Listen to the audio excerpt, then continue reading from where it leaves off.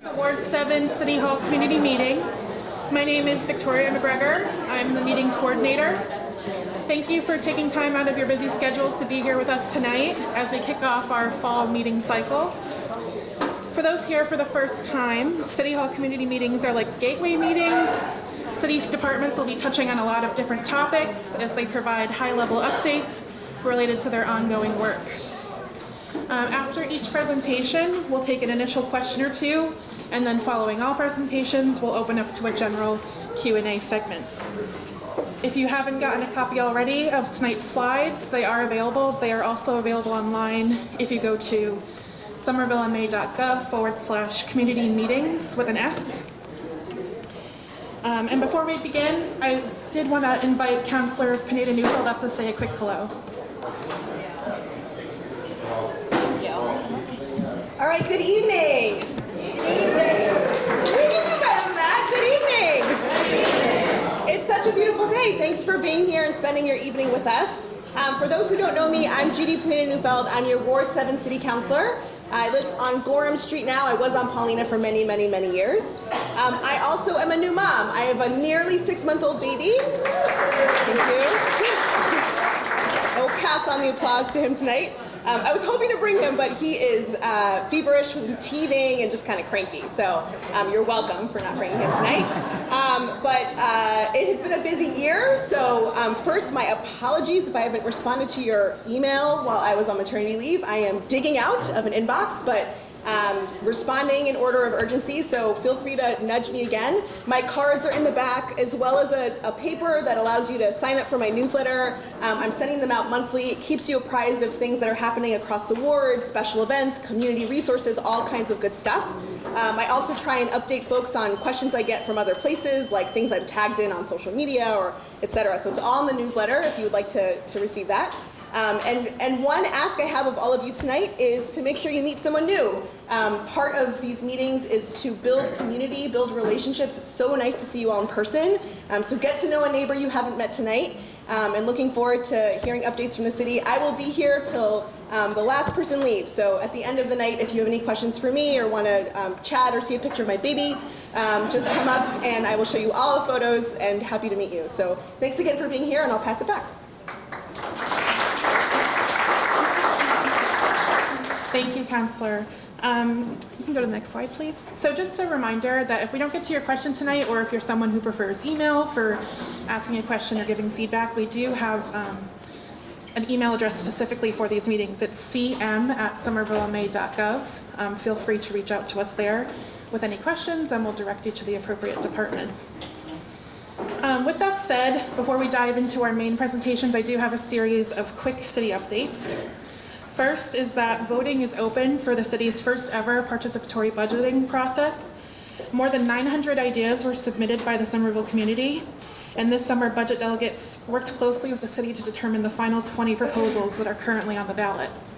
Voting is open until October 13th and can be done online at somervillema.gov/pb, over the phone by calling 311, or in person at any Somerville Public Library branch or at City Hall. And again, to learn more about that process, you can visit somervillema.gov/pb. With election season coming up, the table on the left includes several key dates for the upcoming 2023 election season, including deadlines to apply to register to vote by mail, early voting dates, and the city election date, which is Tuesday, November 7th. Blue ballot boxes have been placed around the city and are checked regularly. We encourage you to utilize these for election items. For more information, you can visit somervillema.gov/elections. For the 2023-2024 school year, Somerville Recreation is offering a variety of program and activity options at various locations throughout the year. Teens can access these programs through the General Teen Center membership, as well as the Powder House Teen Center, which opened, I believe, yesterday. That is a separate membership. Both are free for some of our teens. And a reminder that the teen room at the Somerville Public Library Central Branch is also open with regularly scheduled programming. The Somerville Council on Aging is excited to announce that a senior community survey will be launching later this month on October 16th. The goal of the survey is to identify needs and to improve programs and services provided by the city and the Council on Aging. Once the survey is live, notifications will be sent out through the city's main communication channels. We are in fall right now, but soon snow will be coming. So this slide is just a brief overview of a breakdown of snow removal responsibilities. DPW will be taking over snow removal responsibilities on the community path and various protected facilities and neighborhood traffic circles. A reminder that property owners are responsible for snow removal on sidewalks and curb ramps adjacent to their property.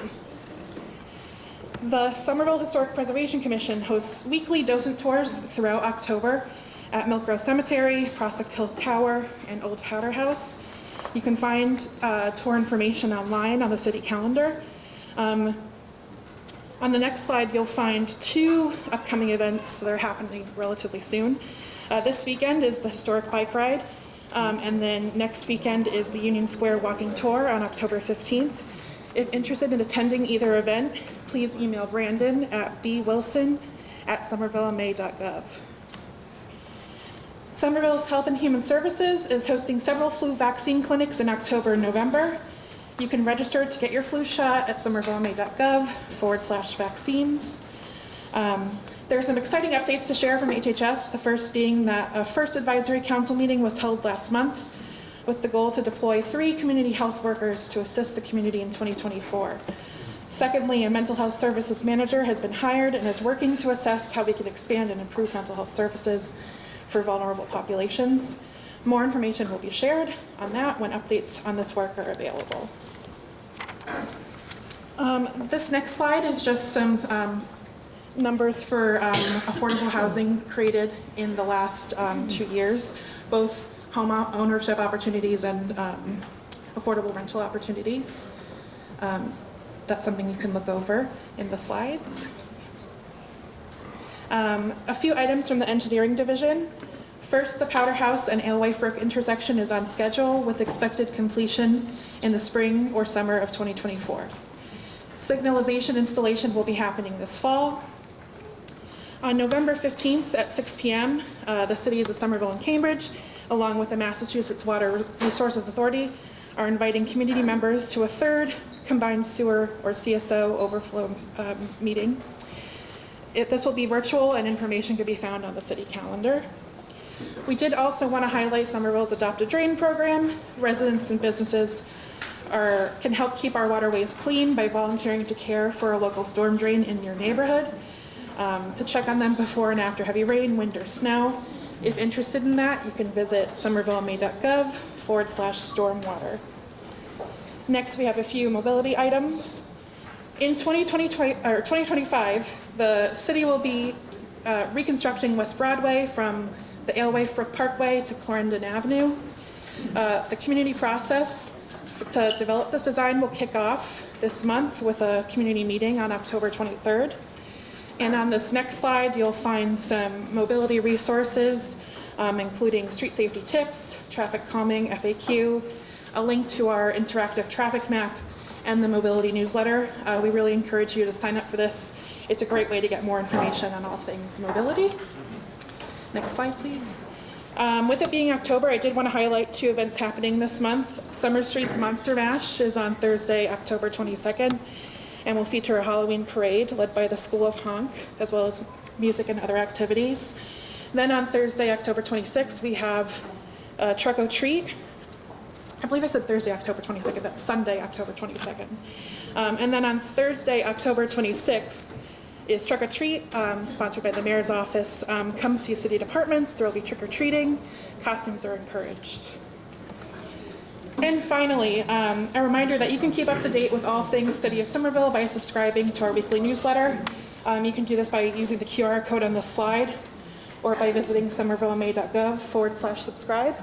We are also on Facebook, Instagram, and Twitter, or X, and we encourage you to follow us there as well. That concludes our quick updates portion. With that, I'd like to invite Mayor Ballantyne to the podium.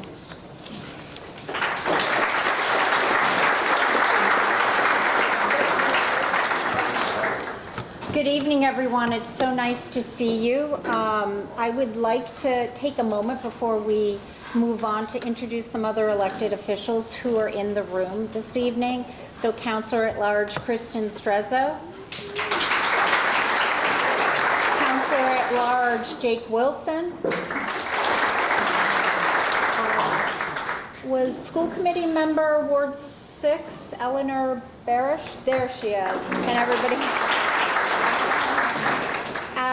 Is there any other, are there any other elected officials? Please make yourself known. Okay, all right, thank you. And what I usually do when we start these meetings off is to ask you a bunch of questions so we can see who's in the room, and you can also learn who's in the room. So if this is your first meeting, would you raise your hand? Oh, wonderful. Thank you so much for coming. If you've lived here less than a year, would you raise your hand? Less than 2? Less than 5? Less than 10? 20? Less than 20? Okay. Less than, how about 25? Less than 25? Okay. Less than 30? Okay. Anybody over 30? Okay. Wow. Okay. If you've lived here your entire life, raise your hand. Awesome. Thank you. Okay. If you're a parent of a child in the Somerville Public Schools, would you raise your hand? If you're a parent, raise your hand. Okay, great. If you're a pet owner, raise your hand. Okay. If you've used the new community path, raise your hand. Okay. If you've used the new community path and you've been walking it, raise your hand. All right. If you've been using it by riding your bike, raise your hand. Okay.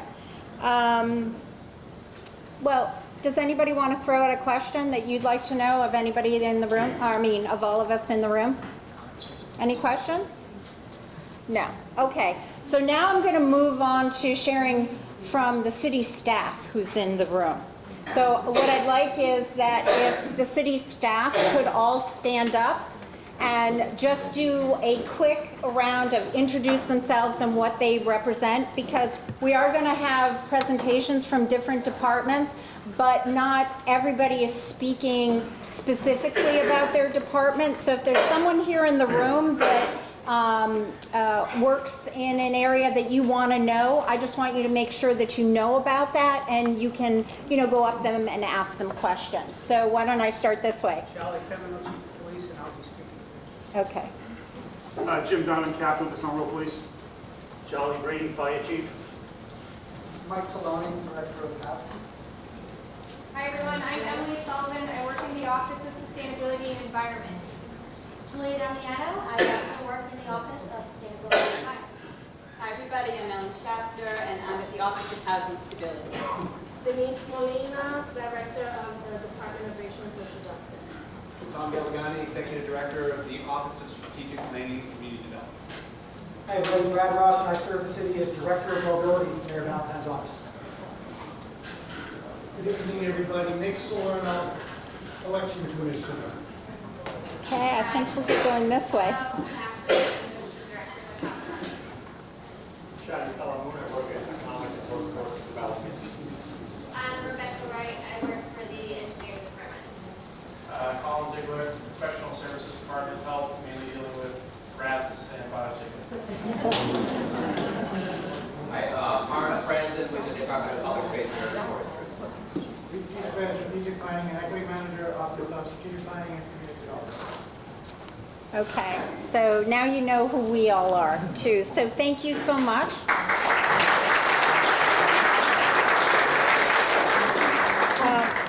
Can you go back a slide? Yeah, so climate change. It's a local issue with local impacts and local solutions. We all lead full lives. I acknowledge that climate change may not be in everyone's family discussion at the dinner table. That's why I'm so glad that you're here with me tonight. We're going to talk about how the city is working to address the impacts of climate change that affect the daily lives of Somerville residents, businesses, and property owners. We're going to take on the broader issue by reducing the city's contribution to carbon emissions. And we are working to tackle local needs by preparing for extreme weather impacts to our people and places. And before we get started, I have a few more questions. Would you please raise your hand if you're familiar with climate change? Okay.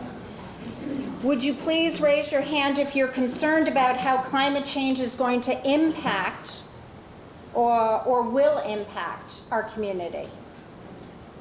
Okay. And how many have heard of climate change in passing but aren't familiar with what it is or how it's impacting our community? Okay, wow. So thank you. Tonight we'll address both climate change and its impacts to our community, no matter if this is new to you or you've been on the front lines advocating change for decades. There is something for everyone in this presentation. I'm a mother of 2 daughters. I'm very worried about what kind of planet we will be leaving behind for our children. And as mayor and before as councillor, I have long felt deep sense of duty to strive to address both the climate impacts we're seeing right now, as well as the projection of those that are projected to come. Climate change is complex. It's a broad challenge, so I'm heartened to see that so many of you care about the issue and are seeking progress for it. And after a little bit of grounding on the issues, it's that determination to act, and I'm going to be focusing on that tonight. So if we could get started. So what is climate change? It refers to long-term shifts in temperatures and weather patterns. Shifts can be natural due to events like large volcanic eruptions, but since the 1800s, human activity has been the main driver of climate change, primarily due to fossil fuels like coal, oil, and gas. Burning fossil fuels generates greenhouse gases. These gases collect in the atmosphere and act like a blanket and wrap around the earth, trapping the sun's heat and raising the temperatures. Carbon dioxide is a greenhouse gas. It's released when we use gasoline for driving, for example. Cutting down trees can also release carbon dioxide. Warmer temperatures contribute to extreme weather. And the important thing to know is that it can still limit the impact of, we can still limit the impacts of climate change if we act now. We are already seeing those impacts around the world and here at home. From farmers in our own state, out in Western Mass, facing flooded crops, to wildfires affecting our air quality, as well as intensifying storms and extreme heat. The headlines have been nonstop, and that was only in the last 4 months. In 2022, we have a hazard mitigation study project, that projects some of the local impacts. If Somerville were to receive a direct hit from a Category 2 hurricane, we might see more than $125 million in direct damages and lost productivity, and see more than 500 households displaced. In Somerville, there are 3 main ways that climate change is impacting us and expected to impact us. Climate change contributes to an increase in intensity and frequency of precipitation. So more rain, more coastal flooding, higher temperatures. These 3 stressors contribute to lower quality in our air. It decreases it.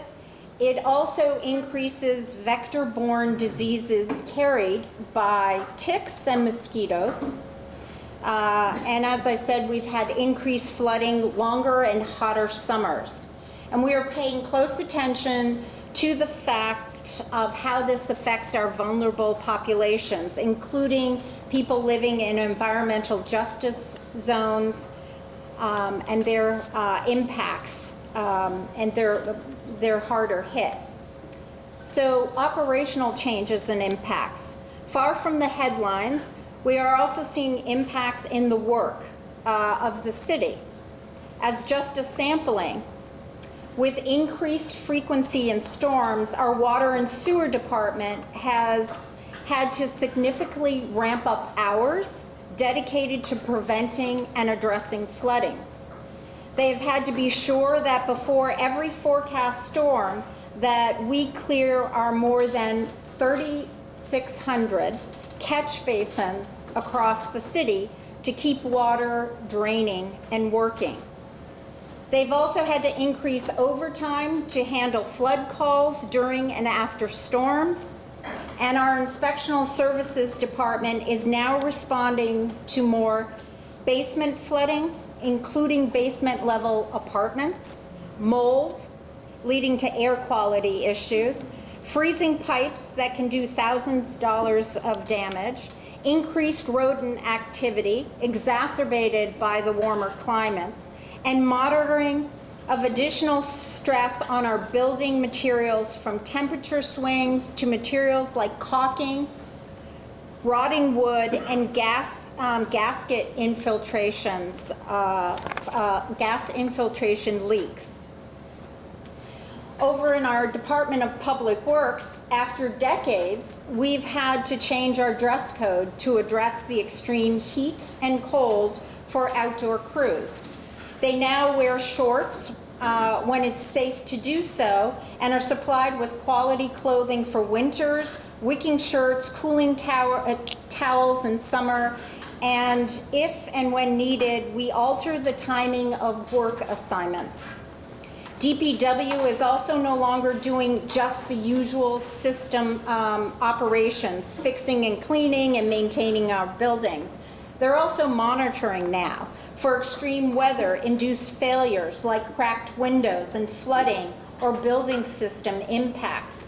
Likewise, they are responding to increasing storm impacts like tree limbs and removals.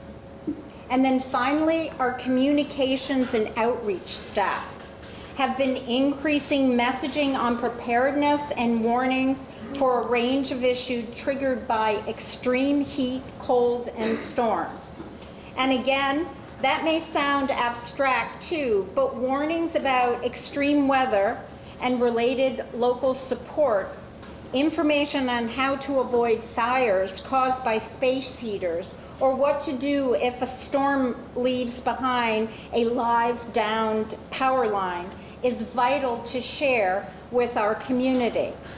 As an administration, we've been monitoring these impacts, dedicating funding and staffing where needed to meet these new demands. We created new positions for rodent control, inspectional services, DPW, and emergency communication as a direct result. And again, this is just a sampling. There are impacts across operations citywide. So what are we going to do? If we zoom out here, we're going to embark upon some climate planning with a project that we call Climate Forward, that will look at climate change and its impacts. This plan, called Climate Forward, is our roadmap to our climate action efforts. The plan has three key areas of action. It's designed to reduce Somerville's contribution to climate change and works towards making Somerville a carbon negative, net negative by 2050. And I want to be clear, when I took office, our plans were to be carbon neutral. But we're now striving to be carbon negative. We must be bold in our efforts. It's also, this plan is also designed to prepare Somerville for the unavoidable impacts of climate change. The term of that is climate resiliency. And it covers everything from improved infrastructure to address coastal flooding to teaching people how to prevent and recognize heat stroke.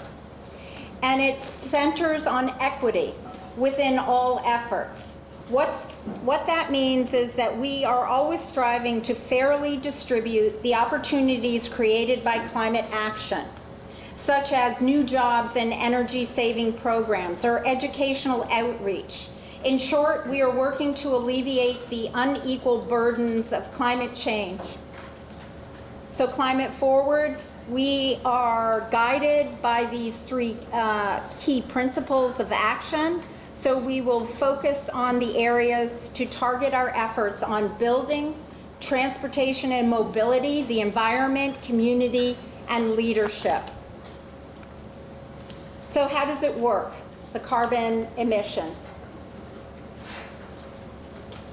We've been measuring our carbon emissions for one thing, so this pie chart gives you an idea. Our carbon emissions, 63% from buildings, 33% from transportation, and 4% from waste.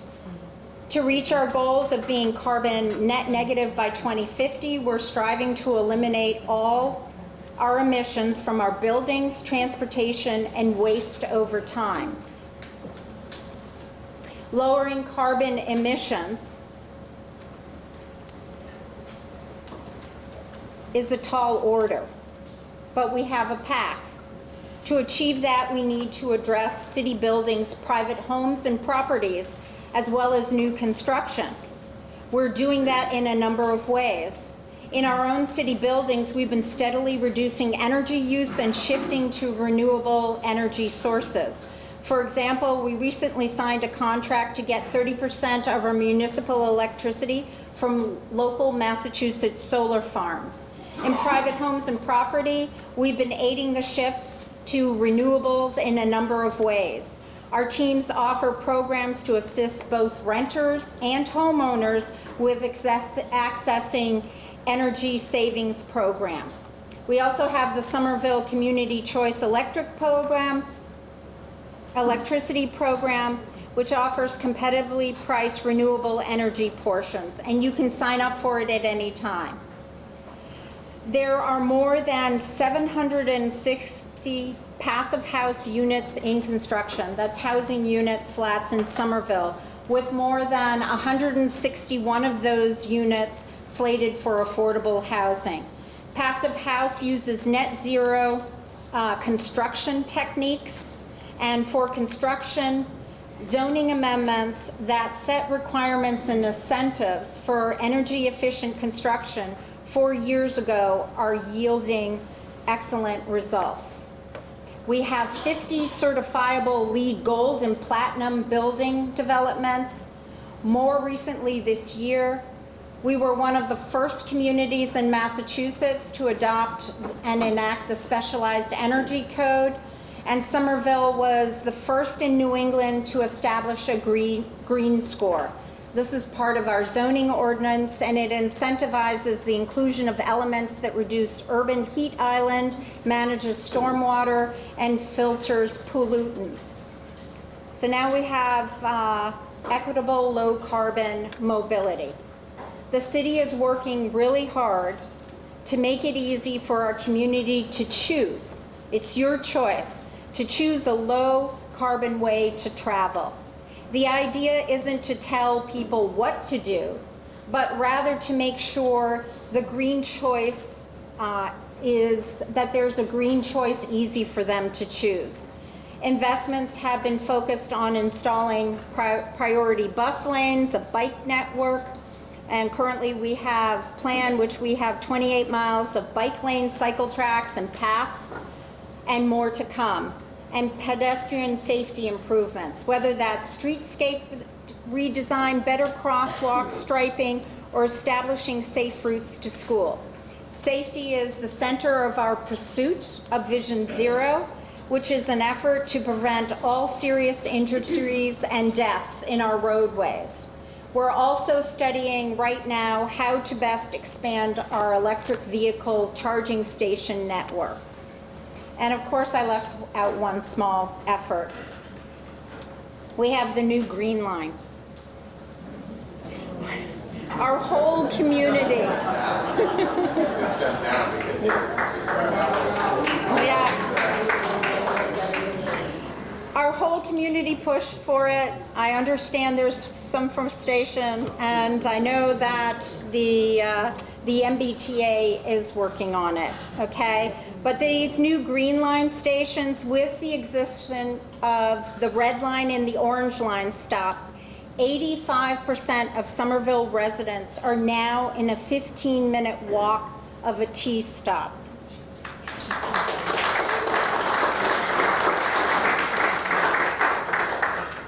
In addition to our public transit buses that are around, that makes public transit an easier choice.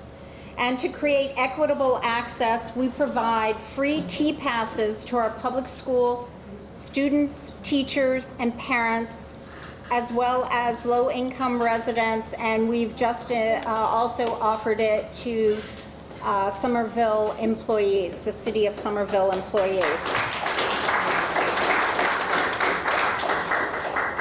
So now we're on to the environment and infrastructure. As we work to prepare ourselves for climate impact, addressing our environment and our infrastructure is also key. We are tackling multiple water and sewer projects to reduce flooding, planting trees to keep our neighborhoods cooler in extreme heat. We had planned to plant 350 this past year, but we actually planted 637.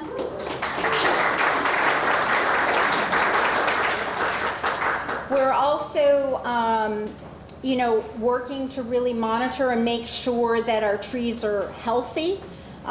So the city does also remove trees, but the planting far surpasses some of the unhealthy trees that are out there. We're also expanded green space, keeps our neighborhoods cooler and provide permeable surfaces to absorb rainwater and reduce flooding. As we see climate impacts in our smallest creatures and plants, we are also working to preserve and develop local habitats, plant native species to support biodiversity. That includes creating pollinator gardens for insects, including butterflies and bees. We've established a pollinator action plan and advisory committee to guide this effort. And we've also passed a native species plants ordinance. And we've increased the number of native trees in our urban canopy, and we've also done the plantings in our public spaces. And then we are integrating green infrastructure into our streetscapes and parks, like rain gardens and swales that can catch stormwater to reduce flooding. And waste also contributes to greenhouse gases by producing methane as it decays in landfill. Last year, well, we're just looking at it now, the city is close to completing a zero waste plan and setting our goals to reduce waste. My goal that I'm pushing people to is 100% by 2050. And finally, we have a river. We have shorefront, as you know, that the Mystic River, the Alewife Brook. And that also presents coastal flooding risks for us as we see sea level rise and storm frequency and intensity increases. We're working with regional partners led by the Mystic River Watershed Association to mitigate these risks. We have numerous aggressive efforts underway to reduce flooding impacts, and there are focused on 3 areas. The targeted projects to improve drainage in specific neighborhoods like Cedar Street, the Community Path, Washington Street Bridge, the new Mystic Outfall, Morrison Ave's tank. We're also undertaking major multi-million-dollar sewer system upgrades. This includes Somerville Ave, Poplar Street Pump, and a citywide sewer separation project. We have what is known as a combined sewer system, meaning our stormwaters and our sewers share the same underground pipes and culverts. We are investing millions to separate these channels so that we don't pollute our waterways or our homes and businesses with raw sewage when we get heavy rainfalls or floods. As we do this, we're also expanding their capacity so they can hold more water and help reduce flooding. And finally, we're working with regional coalitions to address coastal flooding risks. This particular, the next map, next slide. This map shows Somerville areas most likely to flood in a 100-year storm incident. And as we know, those 100-year storms are coming more frequently now. This includes Assembly Square, Union Square, Davis Square. We are not just sitting back and waiting to be surprised by this. We are currently hiring for our first sustainability and resiliency planner to expand our work to tackle these challenges.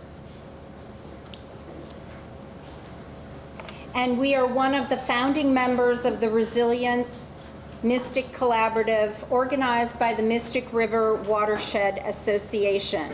With the vital help of our federal and state delegation, this collaboration has raised more than $23 million in grants and bonding authority for 3 critical projects. We will need to raise more, but this is an extraordinary start. It greatly advances our regional commitment to protecting our people and places from coastal flooding. Ultimately, we aim to raise close to $150 million. Those funds will support projects that will protect more than 100,000 residents and more than $60 billion in properties. The 3 projects include the Amelia Earhart Dam, renovating Draw 7 Park. Raise your hand if you know where Draw 7 Park is. So it is over in Assembly, and it's the Orange Line T-stop. Just on the other side, there is a public field there called Draw 7. It's owned by DCR. And finally, creating a coastal protections to the Island End River. This area is where the New England Produce Center is, on the border between Everett and Chelsea. Can you raise your hand if you know where that is? Yeah, so if you're in Sullivan Square and you go in the direction of Everett, and I think it's maybe your first traffic light or second traffic light, you take a right and you'd be going over towards Chelsea, and the produce market is on the border of Everett and Chelsea. For some people in Somerville, that's certainly back away to the airport. For the region, though, it's where the bulk of produce is processed. It all comes in there. The industrial district generates an estimated $7 billion annually in economic activity, and it already floods during coastal storms and king tides. More than 15,000 low-income residents live within the area, and this project will help protect these homes and this vital food center from coastal storms and sea level rise. Our climate forward efforts also focus on community. They range from offering programs and outreach that supports healthy, resilient communities. They also focus on creating pathways to 100% renewable energies. We do that with programs like the Community Choice Electricity Program. And finally, we're working to grow a culture of climate action, whether that's through the Climate Ambassador Program, the Mayor's Youth Summer Jobs Program, teaching kids about tree care, or engaging residents like you in shaping our climate forward plan. Really, everything we're doing around climate change, though, is focused on the health and resiliency of our community. Which brings me to the leadership goal of the Climate Forward Plan. We are focused on 3 main areas of leadership. The first is city government leading by example. When we shift vehicles to electric or put solar arrays on the top of our schools and cut our energy use, that's the city walking the walk. The second is regional collaboration, like our joint efforts to address coastal flooding or work I and our staff do through a range of organizations through the Metro Mayors Coalition. And of course, leadership includes advocating for carbon neutrality and climate action at the state level. Somerville has received the highest rating from our climate leadership and transparent reporting from a global nonprofit, CDP. That's the gold standard. Whenever and wherever we can weigh in, we do. We are fortunate that our federal and state delegation do the same along with us. So you're invited. Climate change is really a big issue with local impacts. We're currently preparing to update our Climate Forward plan. We're going to have a launch on October 11th, and we hope that you'll be a part of that, and we'll probably be working until the spring, to April or so, when we then share back the plan with you. Like most of us, my commitment to sustainability starts small, with weatherizing my home and choosing energy efficiency appliance, trying to walk, bike, or use public transit wherever I can, and then using car share or possibly renting a car if I have to do that. So eventually my family of four, we've been 15 years without owning a car, and I've turned my advocacy into legislation. You can start with small steps if you're interested into getting involved. A staff member from our Office of Sustainability and Environment, would you two both raise your hand, Julia and Emily, are here to, talk with you later. So finally, you can also visit the Climate Forward page for the survey and other opportunities, your voice, your involvement, your opinion. I know we ask you to fill out surveys a lot, but that's because you're part of our community. We really want to hear what you have to say. So please share it with it. And I thank you so much for being here. I'm happy to take a couple of questions now. I'm here the entire evening, and I will take questions at the end also. And yeah, go ahead. Quick question for you. Has there been any discussion for providing incentives to residents who install solar panels? There's federal tax incentives, there's Commonwealth tax incentives, but there's nothing on the Somerville side. So it's an expensive proposition, and if there was some either tax incentive and or financial rebate, it would be very helpful. So Emily, maybe you should answer this one. Yeah. So I'm going to have to get back with you on the last pieces, because how we use our money is sometimes complicated with municipal financing. So that's why most of the incentives come from the feds and the state. That's it?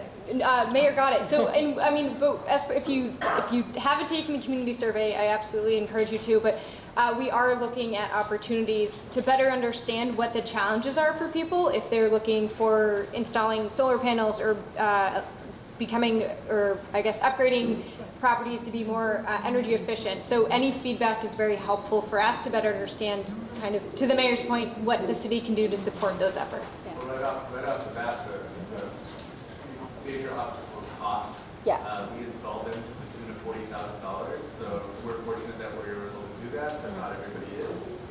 Yeah. So that's the option. Okay. I'll make sure I write that down. Okay. Thank you. What's the optimal or most environmentally friendly population density for Somerville? Most of your slides are about the human impact, and we have 4 square miles. I'm seeing these large buildings coming in to really increase the population. That is a great question. You know what? I don't have the answer. We've, sort of looked at numbers in many different ways, but I certainly will have to get back to you. Have you, or are there any organizations that? look at it that way. So what's the right population for the city of Somerville? So we haven't done an assessment like that. More of what we've done, and if you come to the October 11th event, there will be more information on this in posters. But we do know that because of the density of Somerville, moving to Somerville, people usually automatically reduce their carbon footprint because of the accessibility of public transit, the walkability of Somerville, things like that. But your question is a good one that we don't have an answer to. Thank you. So I'm going to pass it on to the next one. I'm here all evening, and we're taking Q&A at the end, right? Thank you. Thank you, Mayor.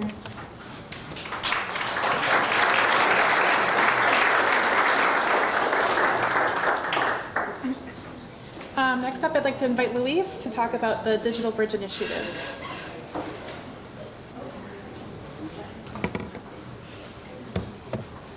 Good evening, everyone. My name is Luis Quispe. As I mentioned previously, I'm the Strategic Planning and Equity Manager with the Office of Strategic Planning and Community Development. Not with us this evening is Blair Wong, also working on this project with me, the Digital Bridge Initiative, as well as Jennifer Mancia in the Office of Economic Development within the Office of Strategic Planning and Community Development. We're all equal partners in this initiative, and I'm happy to present this evening about this project. It's very near and dear to my heart, and I hope that you all kind of understand what this project is about, and feel free to talk to me at the end about this project, or if you have any other questions about this, but we'll dive right into it. So the project started back in 2019 when the Internet Access Task Force was created. The Internet Access Task Force was created around the time of net neutrality being a topic of discussion, as well as discussions around a municipal internet. The Internet Access Task Force convened to create recommendations that will better allow the city of Somerville to be connected to the internet and push for measures for net neutrality in its recommendations. So fast forward to 2020, 2019, around the same time, the report comes out, COVID hits, and everything stops. The Internet Access Task Force, unfortunately, didn't really see much action from that recommendation since then because we were responding to a global pandemic. So, but it didn't go away. We just simply had to reconvene and reprioritize things. My position was created specifically to take on this project.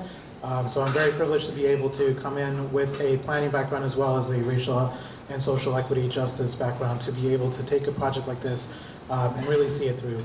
The reason being is that one of the major things that we saw from the 2020 pandemic was the inequities that lay bare from our children's experiences in the school system. Children didn't have access to devices, didn't have access to internet. You may be familiar with the viral image that went on viral on the internet about school children who had to go to a fast food restaurant to use their Wi-Fi to complete their homework under tablets and Chromebooks. This is a major issue, not just here in Somerville, but nationwide as well.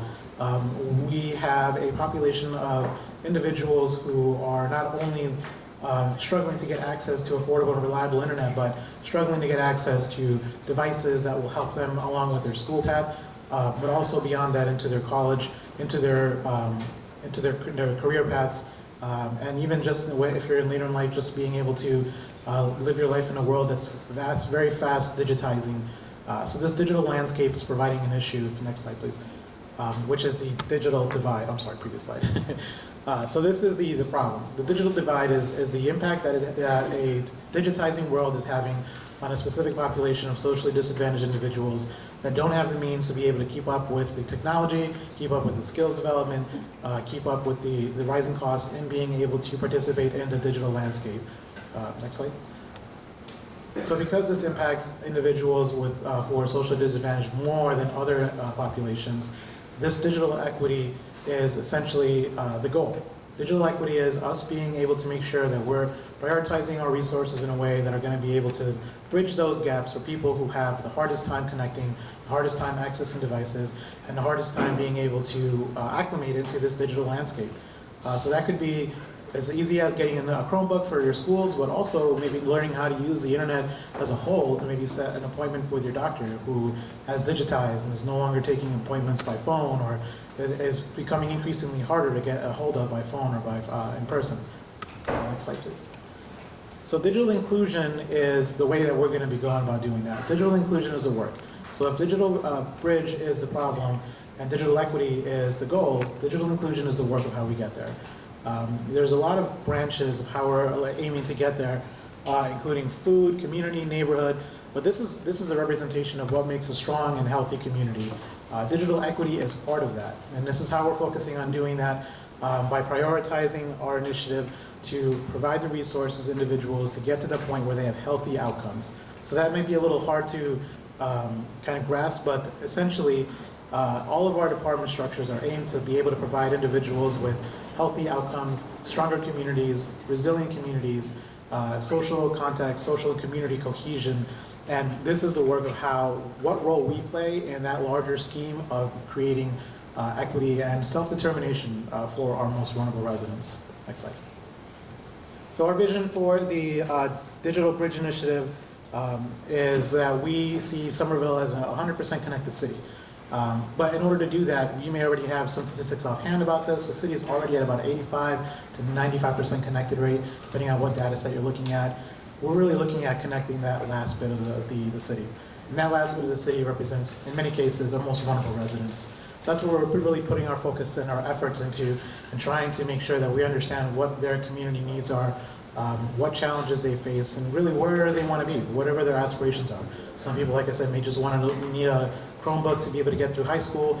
Others may need some more specialized assistance. And some people might just need to learn how to be able to set a doctor's appointment. So we need to meet people where they're at, understand what their concerns are, and this is the work of how we're going to be doing that. Next slide. So our goals here for the Digital Bridge Initiative, I'm just going to read off from the slide here. So we want to connect everyone. So we want to make sure that everyone has the ability to get safe, reliable internet, but we really want to make sure that individuals who can't afford it are able to do that. We want to make sure that if someone has a hard time paying or is already on something like public assistance or public housing, that something like this is considered part of that package wherever we can. Just the barrier of signing up for internet can be something that is really challenging for individuals who are in high need.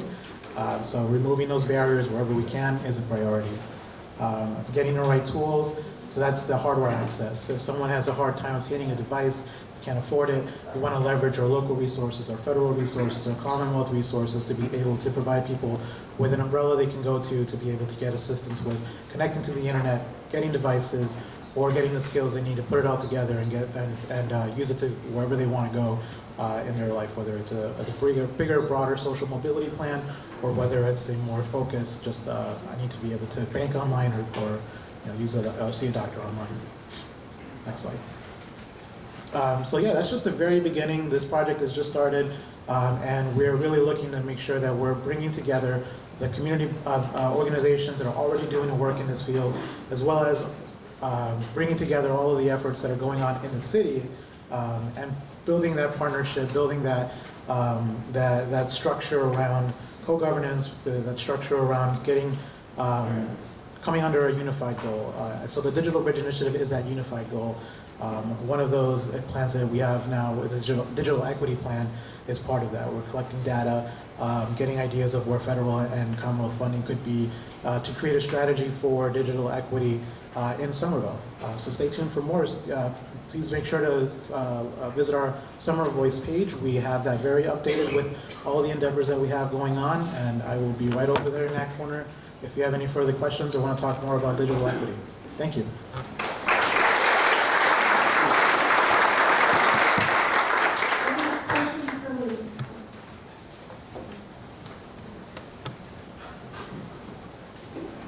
What is the percentage of people who are currently being not included in this thing? I'm curious. How many people who live in Somerville don't have access to the internet, don't want to use the internet? Who is this affecting? Yeah, so the most affected individuals we can only assume are those who are not connected at all, don't have device access, and don't have the skills and who wish to be a part of that landscape. Because there are some people who maybe aren't connected and don't want to be connected. And for sure, if the people don't want to be connected, that's a preference and we want to respect that. But other individuals who are not connected, generally, if you're looking at the census data or if you're looking at some recent plans that involve canvassing, general numbers are between 85 and 95% of the city is already connected. So we're looking at between 5 and 15% of the city that is not. Any other questions? Back row.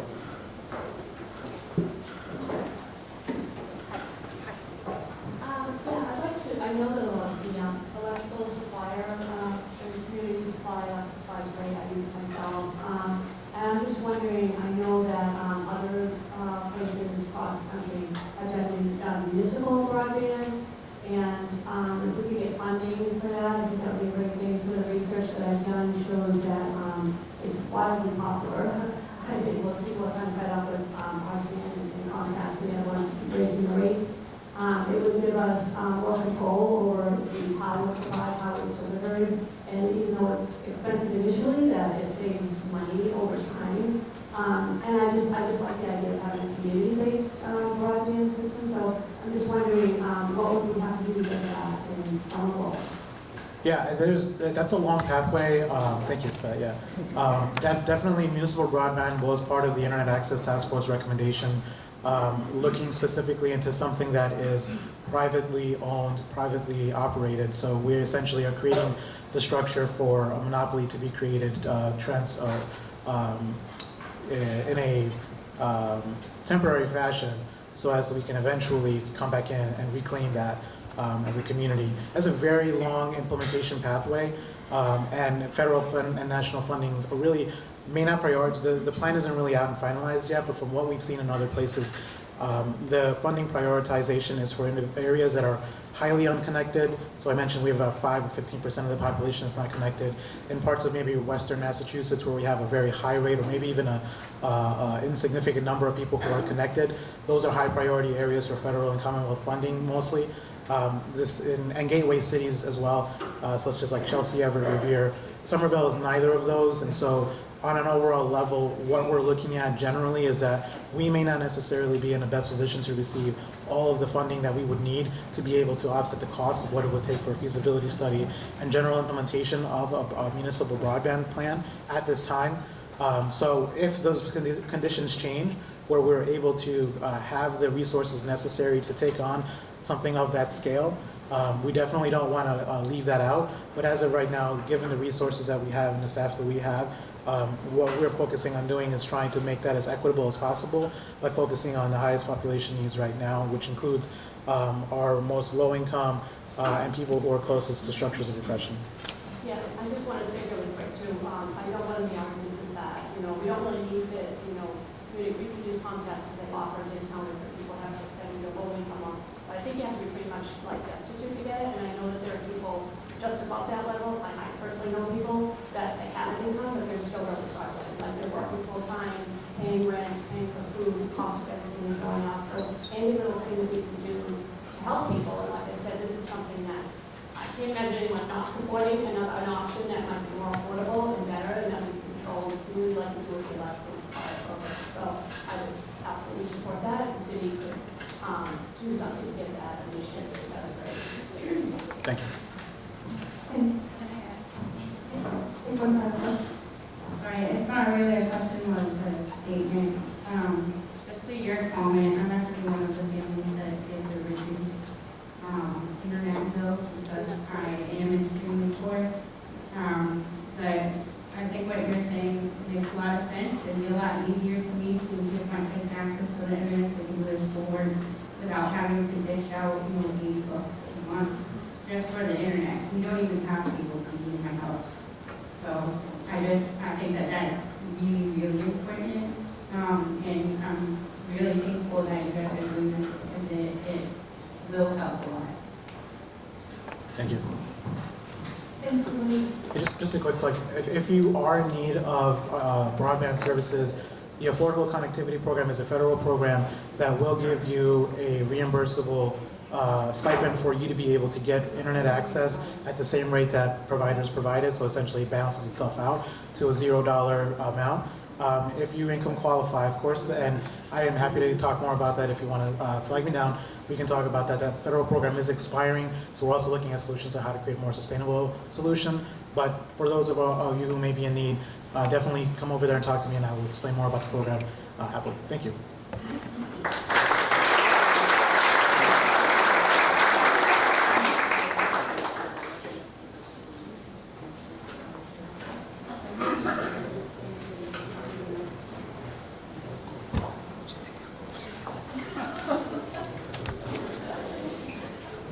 Good evening. My name is Charlie Femino. I missed the spring session. Been busy with the budget, so I'm glad to be back, and I see a lot of familiar faces out in the crowd, and a lot of new people. One of the things I'll say before we start my presentation is that times have changed in Somerville. When I joined the force in 1984, early on in my career as a community police officer, a community relations officer, having neighborhood meetings in someone's living room, meetings like this. But certainly for those of you who have lived in the city for most, if not all your lives, the conversation was very different then. We weren't talking about climate change, we weren't talking about pedestrian walkways and bicycle lanes, and the red line was just being built during the early 80s. So we've come a long way, and for the most part, all of those changes have been positive, and they'll continue to be positive as we move forward. So with that said, I'm here tonight just to give you a snapshot of an update of what's happening in the city. Next slide. For crime. Citywide crime has increased 8% over a year. Most of those increases have been property related, burglaries, house breaks, motor vehicle theft and car breaks, but there's been decreases in robberies and larcenies. Ward 7 specifically has seen an increase of 27% over a year. Again, most of that is driven by property crime, motor vehicle thefts, house breaks, decreases in larceny. There's been a slight increase in aggravated assault. So when we talk about percentages, I like to tell the audience before I start, percentages can be deceiving. What that amounts to, in Ward 7 specifically, an increase of 27% equates to 24 incidents. Okay, and so most of those incidents have been motor vehicle thefts and motor vehicle and house burglaries. And so what are we doing about it? So I'd like to give just an idea of what we do as far as when we see this type of crime increase. Our area cars, the patrol cars that patrol the wards, they're deployed based on patterns. We have a crime analysis. We absolutely have a part-time second person. And what they do is on a daily basis compute, look at trends, hotspots where crimes are occurring, where those crimes are occurring, and we try to have shifted our resources to an incident data-driven resource response. So if there's a particular area that's experiencing car breaks or house breaks in a particular time and a trend is recognized, we'll then send our vehicles into that area for those specific times. We've also increased residents' awareness.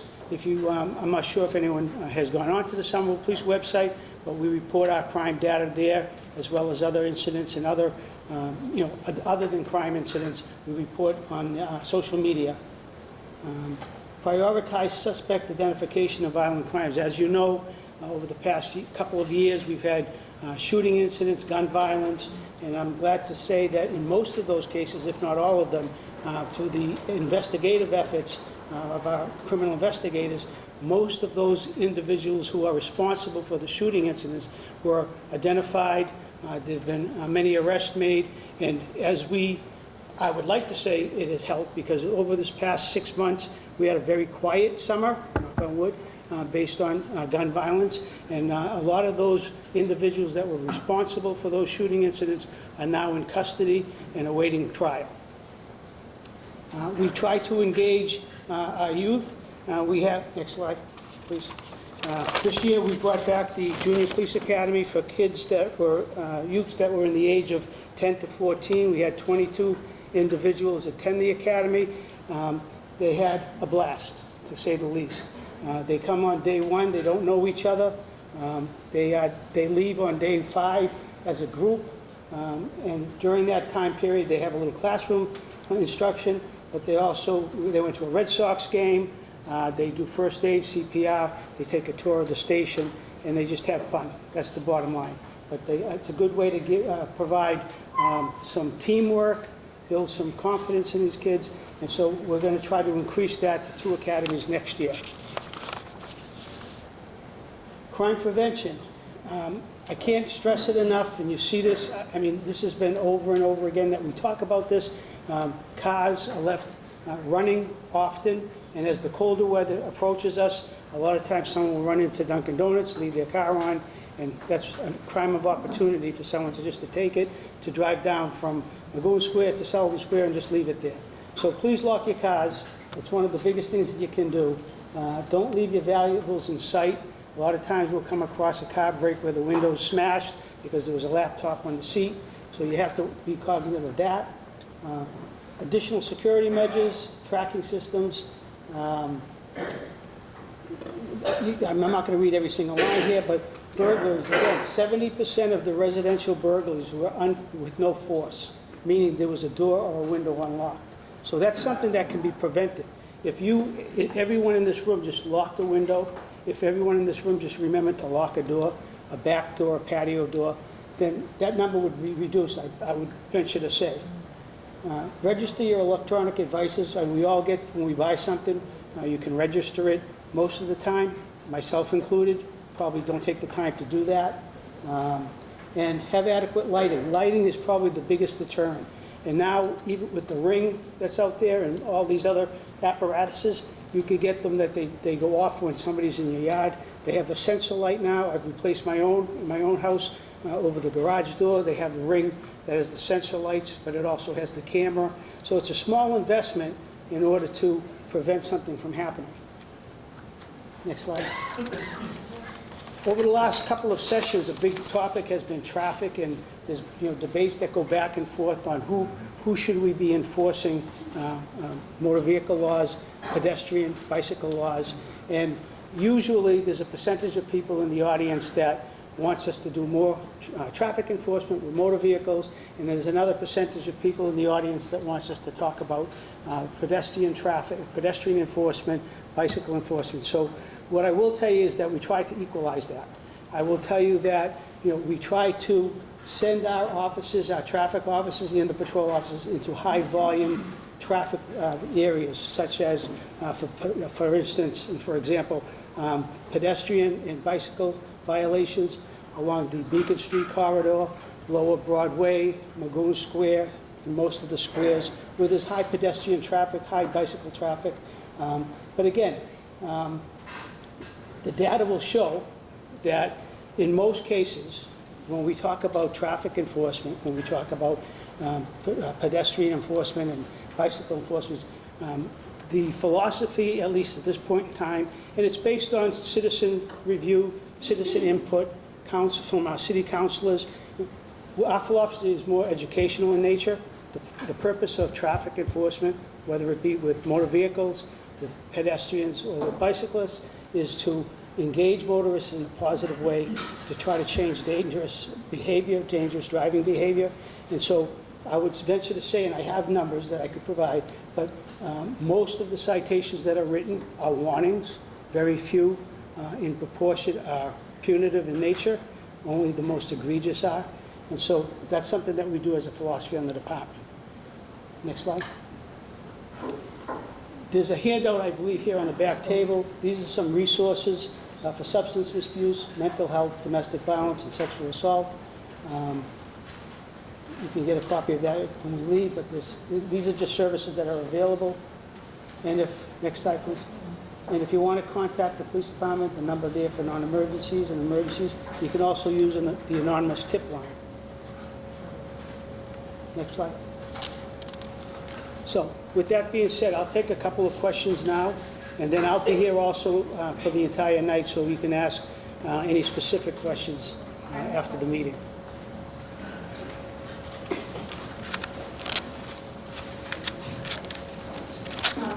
I think my question is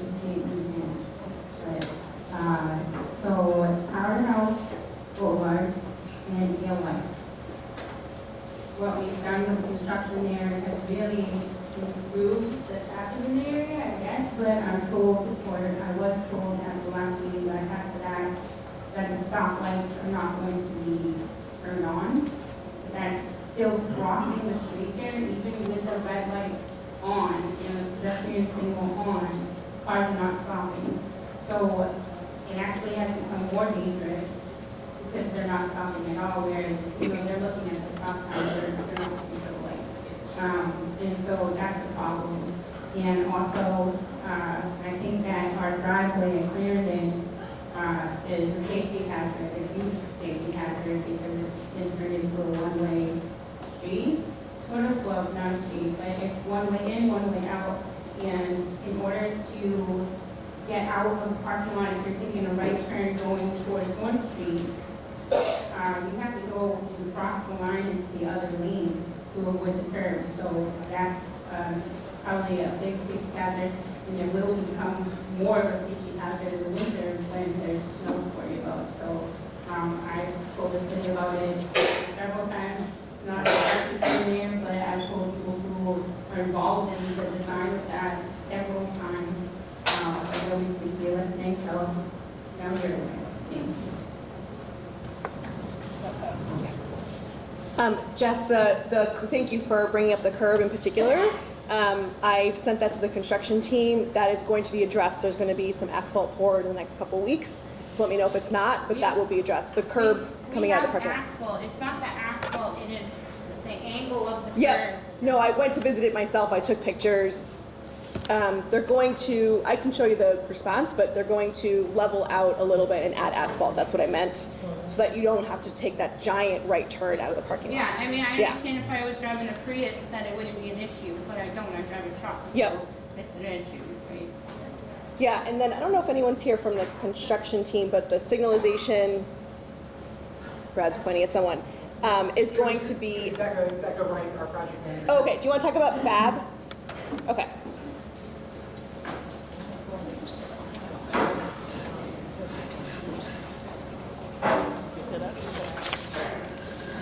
Hey, Jess, I did address a little bit of your questions. As the counselor just said, I've been working with the construction team to address that. And as I said, the width of the driveway is staying in the same width until next spring when they reconstruct it due to the ongoing construction.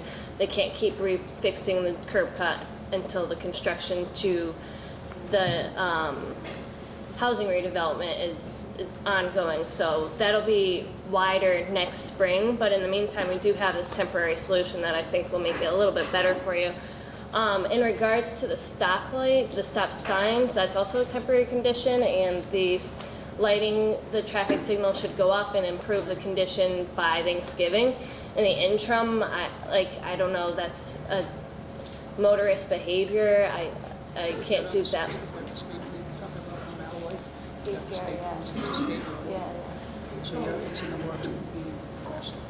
Well, yeah, it's a temporary condition. The voters' behavior, I understand, I get it, right? People don't pay attention to driving, don't know how to drive, that's great. But what I was telling you the other night was that if I cross that crosswalk, I cross it every single night to go on my nightly walks. And I take my girls with me, so they're literally getting hit every single night. And I have warned the city about it when the woman got hit out here. I said, it's dangerous, people are not stopping. And nothing was done about it until somebody got hit. So I don't want to see that happen, and I don't want it to happen to me or one of my kids. So I don't think that it's something that I should wait until Thanksgiving.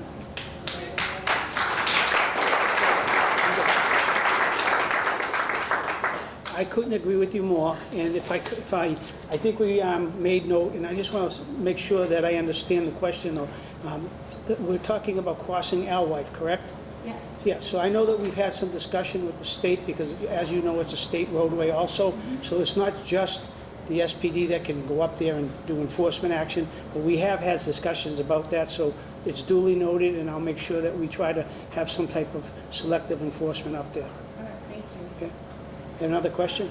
Well, before I take another question, I failed to, your first meeting, we're all mixed up, I failed to introduce Captain Donovan. Most of you probably know him. Captain Donovan. thought I'd forget. You thought I'd forget. Captain Donovan is our... We have one more question. Yeah, no, it's all right. I just want to, Captain Donovan is in charge of patrol operations, so he oversees what the officers do most of the time. And if there's issues dealing with patrol officers or something that has patrol-related, he's the go-to person. And for the most part, he's the liaison between our department and the city councilors in their individual respective wards. He does a great job, so I applaud Captain Donovan. Next question. I'm curious about the results of the survey, the Public Safety for All survey, and the interviews that were done as part of that. It kind of relates to the table that you have, all the services that are available. It would be great to get that information about what came out of that. I looked on the website and I can't find that. And also to know how much those other services are being actually used. It's great to see the listing of what's available, but to see the demand for those from Somerville could really map well to what people are saying about public health and public safety. Yeah, well, to answer your first question, the table in front of you here has a quick progress update on both the civilian oversight and the public safety for all. I know that Elise Molina, our Director of Racial and Social Justice, is here, and so I'm going to ask her just to give an answer to that question. Thank you, Chief. Good evening, everyone. Hi, how are you? So we are here today, not in giving an actual update as we usually do, but we are here to give everyone an update with our task force members present. And they have updates on the Civilian Oversight Task Force as well as the Public Safety for All Task Force. We will hopefully be able to, in the next few months, be able to come out with the Public Safety for All report for the community. And in doing that, we will be having ward-to-ward visits, and we will be having webinars and presenting it to community members. So all of that is being planned. We're excited to share it with everyone, but it is not ready yet for public consumption, and so it will be coming in the next few months. And to answer the second part of your question quickly, I'm not aware of each of those departments that are listed would probably have their own individual stats as to their demands. Speaking for myself and the SPD, the one that's listed up there for the core unit, for our core unit that's within the police department, we could probably get some stats for you from the director, Patty Contente. So if you're interested in that, I can speak to you after the meeting. I have one more question. Another question, and then we'll move on to Colin's presentation. Yeah, so in the beginning you talked about this program, I don't know the name of it. At the beginning you talked about this program that was, I don't know what it's called, but the point was to like have police like hang out with kids, like talk about the rest of thing. Police, junior police academy, yeah. I'm just curious, like what's the rationale for bringing it back? Like I personally was like, I don't know if you kind of asked me to go, and I was like wondering why, what was the argument against bringing it back? So the question is why we're bringing it back? Yeah, why bring it back? Like, I also just wanted to put like on the side of like in terms of traffic enforcement, I guess we like I'm totally pro like civilian enforcement. I think it should not be criminalized. But yeah, I want to hear what the rationale. There's no maybe. Can you please repeat the question? The question is why we brought back the Junior Police Academy, so that it begs the question is if there was a gap in time that we didn't have it. It was COVID related. We were running it every year up through COVID, and then it stopped for that period of time, and so we're just reintroducing it. That's what I meant. Thank you. I'll be here after the meeting.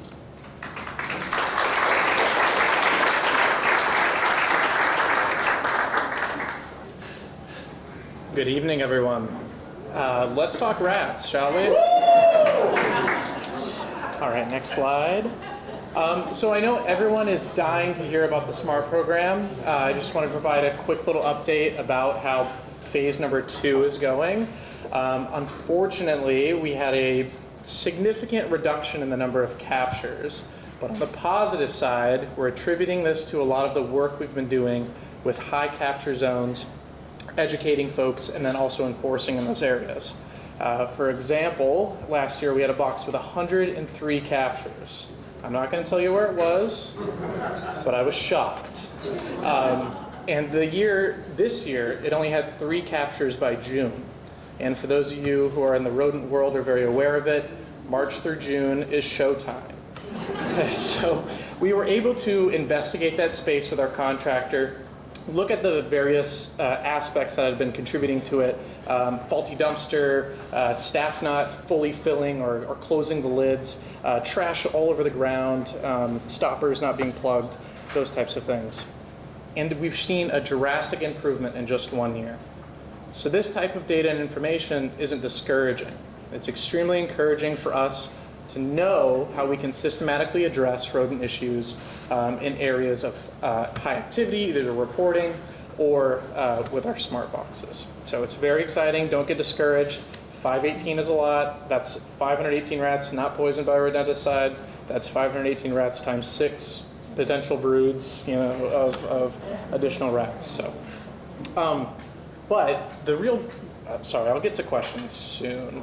But yeah, we'll have plenty of time. But the bread and butter of tonight is that the city is going to be updating its integrated pest management plan. For those of you who don't know what integrated pest management is, it's the gold standard of rodent control. This is avoiding all of the aspects that go and downfalls that go along with just doing abatement work. This is where you systematically address the various contributing vectors through education, enforcement, and then as a last resort, abatement, whether that be through bait, snap traps, or emerging technologies, which we can dive into. So the city is going to do this at a residential, a commercial, and then a public level. And within each of those, departments are going to be addressing the aspects of education, enforcement, and abatement, and programs and policies that they can alter or begin to provide to the community to help address the various aspects of rodent control. It's considered a wicked problem, so I appreciate everyone's patience, but I would appreciate everyone's additional input as we continue to develop this plan and roll it out for winter 2023. So very exciting. I'd be happy to go on highlights if you want to meet with me in the corner over here. But we have a new web resource. For those of you familiar with our website, we have a lot of good information about best practices and what the city is doing. But we really wanted to dilute all of that down into one single page, divided into how you can reduce food, water, and shelter, the 3 main rodent contributing vectors, on your own property and in your neighborhoods. This is the most effective method to reduce activity throughout the city. Not fancy poisons, not fancy boxes, as much as I love them, and all of those other things that people try to sell you. It really is about changing human behavior, following through, and allowing the city to know ahead of time so we can do the real, consistent enforcement that will get bad actors to change their behavior over time and keep it that way. Please visit Rodents Away. It's a great resource. It's translated into 6 languages, which is going to help bridge that access and language gap that we've been experiencing throughout the city, especially for many of our ESL or non-native English-speaking citizens we have here. So, Sherry, please go. It's awesome. We're also giving a postcard out to all of our residents as well. You should receive those in the next couple weeks. So I wanted to leave the rest of my time to questions. I know there are a lot. I wanted to keep it short, and I encourage everyone, if you want more information or updates, to attend a Rodent Special Issues Committee meeting chaired by Charlotte Kelly, Councilor Kelly. She's been an excellent advocate for our work here, and I'm looking forward to seeing some of you there. So, questions? Yes? I've only been in the city my whole life. Yeah. What used to be restaurants used to have their trash picked up daily. Yeah. Not, 3 days or 5 days or once a week. And we didn't have as much problem with the roads when they were picked up daily. Yeah. Yeah, and that's a huge issue. A lot of businesses have switched contractors, and the contractors have then switched up their pickup times. Some are spreading themselves too thin, and in many cases, the dumpsters are in poor condition. Those are all contributing factors that have contributed to the sharp spike that we've seen over the years. So we're well aware of it. I'm working with ISD health staff to do much better enforcement than what we're doing, and luckily we have an administration and city council who's listening to what we're asking for in terms of enforcement. We're going to be adding, well, we've just added a new inspector, hooray, and we'll be adding an environmental health coordinator to assist with case management and policy and procedural work.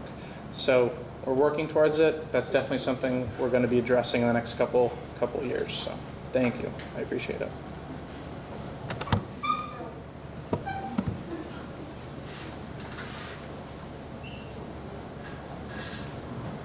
Hi. So I noticed one of the tips is about composting properly, and I was just curious if we see, does having a separate compost bin, does that help? And if so, is that something the city might be considering doing? I know our neighbors in Cambridge are citywide composting. The resounding answer is yes. Composting correctly and diverting waste out of your residential bin is a very effective practice. We highly discourage open composting pits, which many of our neighbors have. If you would like to compost your own material, a standing, rotating composter is the best thing you can do. Do not set your compost on the ground. Try to avoid smelly foods, oils and greases, those types of things that are only just going to bring the rats coming down on you and burrowing in the surrounding area. So I'd be happy to speak to the I would happy to hand it over to OSU. I'm not sure if you guys have any updates about the composting program or anything. It's in the process. In the process. I know that they went through a consultation process and they're assessing its feasibility currently. So, yeah. Yes, hi. This is something that's been going on for many years, and I've written and spoken to people about it. Yeah. And it has to do with the emails that we get the night before trash pickup. Yes. And on the email, it says in very clear language that you can bring out your trash barrels, and it's okay to lift up the cover until your garbage is picked up, which is very stupid. That's fair. Any animal in the world to come eat your dinner, Yeah. So I think that has to be rewritten. It's an urgent matter. It's been going on for years. When I inquired, someone said, well, maybe that refers to privately owned trash bins or something. But the point is that language should be rewritten because they should be only opened by the people when they come with the recycle or the trash pickup. Those are the ones that should open it. When you put it out to the curb, does anyone else agree with that? It should, the cover should be closed, right? Make a correction to that weekly notice that the residents get. And it would greatly appreciate it. Would help with the rat issues. Yeah, absolutely, and that's something I'll forward on to our comms and other departmental staff who are in charge of that. But yes, thank you. Excellent point. I just wanted to add on to that. Yeah. I completely agree with her that it would be advantageous to close the lids, but it only is effective for the hinged barrels that are provided by the city. And on the rare occasion, or sometimes on a frequent occasion, depending on the household, where you may overstuff your bin and have to use your own garbage cans, those lids do not hinge. And if you leave them, they get thrown into the street or into the dumpster. And I think that's where there's a little bit of a mixed problem, right? It's not so problematic with city garbage pails, but when you place out a pail that is private to contain garbage rather than let it flow out onto the street, that's, you can't. So I would hope that we would start finding people who are trying to save their lids. Yes, and that's two good points there. If you see trash overflow, please report it to 311. That allows our inspectors to go out and check and issue violations if there is overflow or mismanagement of trash. That might be where the language has been grandfathered in, is the cover top ones, not the hinge tops. But thank you. Oh, we have 2 more questions and then we'll move on, but Tom will be here to come back for the general Q&A session. Yeah, I just wanted to know, are you, and I know we've been working together on an issue, I found a kid rat just the other day, and I found 4 more rat holes, so that's my issue with the frogs in my yard, and now it's like, well, I'm on rat hole, rat holes. So I think to find a solution, so what I've been doing is we've got at night, I just use my flashlight, and I fill up all of the grate, and I fill it up, I got a bunch of bricks, like my yard is covered with bricks now, on Home Depot. So I don't have any birdseed, I don't have any food out there, I'm from compost or anything like that in the garden. Picking the grass, so I'm like, should I take the grass down? You know, tar, I don't want to do that. But anyway, so I'm wondering, are we getting but the filling in the hole at night goes, we have to wait till the rats are gone. Yeah.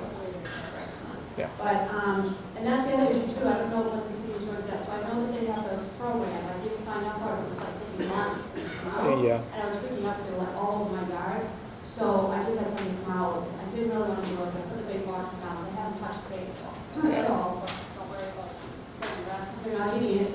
Yeah. I don't know what they're eating the grass. Yeah. So I'm just wondering, are we gonna get the electronic one, the electric ones? Yeah, so, yeah, great question.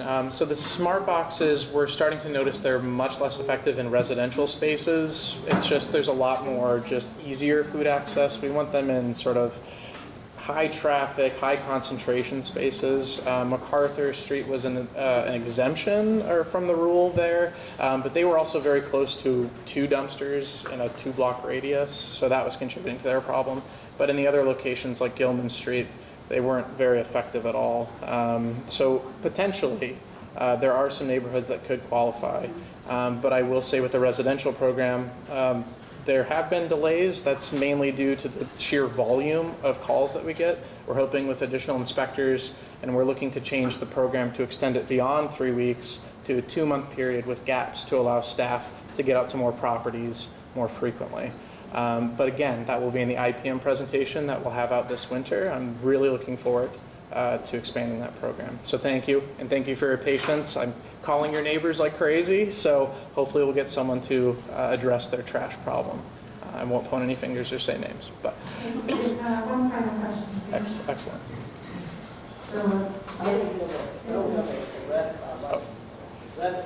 Sorry. Oh yeah, go ahead. Yeah, you can go ahead. That's fine. Yeah. I don't think a rabbit problem, but a rabbit. Rabbit problem. Yeah. Yeah. We're gonna have to kick it to the future rabbit czar potentially. I have noticed a lot of rabbits as well. I've known from experience or talking with folks is that the more rabbits you see, the less rats you see. So they might be battling for territory and access to food potentially. But I'd love to talk to you afterwards about what you're noticing and where they're going. Maybe that's something we can add to the responsibilities. But for right now, that's not my purview. Thank you though. Yes. So again, this subject, I'm not sure if it's on the agenda for tonight, but the schools, my 10-year-old came home from school and told me that he had raw chicken for lunch. We don't serve food with blood in it in my house. So I just wanted to make that known to everybody. The kids are eating chicken nuggets and cheese for lunch here. And also that I don't feel like having French, Spanish, and Italian for the only language options in school is inclusive at all. I feel like there should be several other languages. And again, I understand this is not a school community. But I think that ASL should be on the checklist for things that kids are learning in schools like this one. Sign language is important in order to communicate with people who are deaf or hard of hearing, and they don't teach it at all. That's just completely untaught. So there's that as well, and also the high school does not have any type of payment acceptance for people who are low income. So LP, the store across the street, is not the ET, the high school store, which sells cookies, snacks, and all other things that students would need in school. They do not take EBT. And so if a student wants to eat snacks while they're in school, they have to leave the property to do so, and then they go gambling. So that just contributes to the problem with kids skipping class, and I just wanted everybody in this room to be aware. Thank you for the feedback. Thank you. Yeah, of course. I've noticed, obviously rats burrow. Yes. I've noticed that the city has been sent out people, their workers, DPW workers or whoever was out and, fills these holes. A week later, they're back filling the holes again because they're not doing nothing about the boroughs themselves. So how do you work with the DPW and get those boroughs filled? So one, they're not wasting time, money, and energy to go keep going back. We need to fill the boroughs in order to get rid of the rats. So how do you work with that? Yeah, that's a great point. I work very closely with DPW and how they manage their contracts. Right now, they've just got a new one with some exciting new emergent technologies that they're going to be able to use directly on boroughs. This includes dry ice treatments and carbon monoxide. If you have a specific report about a park, and this is for everyone, if you see a park with a concentration of boroughs, let 311 know or contact me directly. I can reach out to DPW about doing a treatment out there. And carbon monoxide and dry ice, they'll pump it directly into the holes. So it's not a passive treatment. It's not just like putting out bait and waiting. Directly into the burrows, they'll visit 2 or 3 times to ensure that the rodents will be there and that it will be effective. And they'll go back and monitor. So if you have a specific park, just speak with me over here and I can reach out to DPW about that. Just quickly on her question. Yeah. Is dry ice a normal procedure? Now we're talking about the environment earlier tonight. Yeah. Dry ice is definitely negative to the environment itself. Part of the global warming gases in the atmosphere, etc. Isn't there a more effective way that you could actually approach that? Maybe neutralizing the nests, neutralizing, making them non-reproductive? Yeah. Isn't there a better way to do that? So you might be referring to ContraPest. Is that what you're referring to, rodent birth control? So the city had piloted ContraPest back in 2017 through 2018. It was proved ineffective in many locations, and then a community also piloted it for themselves, also effective. They're just not consuming the bait. We allow too much access to trash and waste. We leave out too much access and waste. They're eating that. They're not going into a box and eating ContraPest and moving on. But we are looking into starting a program potentially with Cambridge, but that's still very much in the works on how we can better utilize it, maybe in some areas with less food access.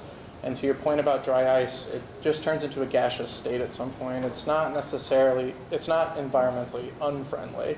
It directly will kill the rats in their burrow. There's nothing toxic about it.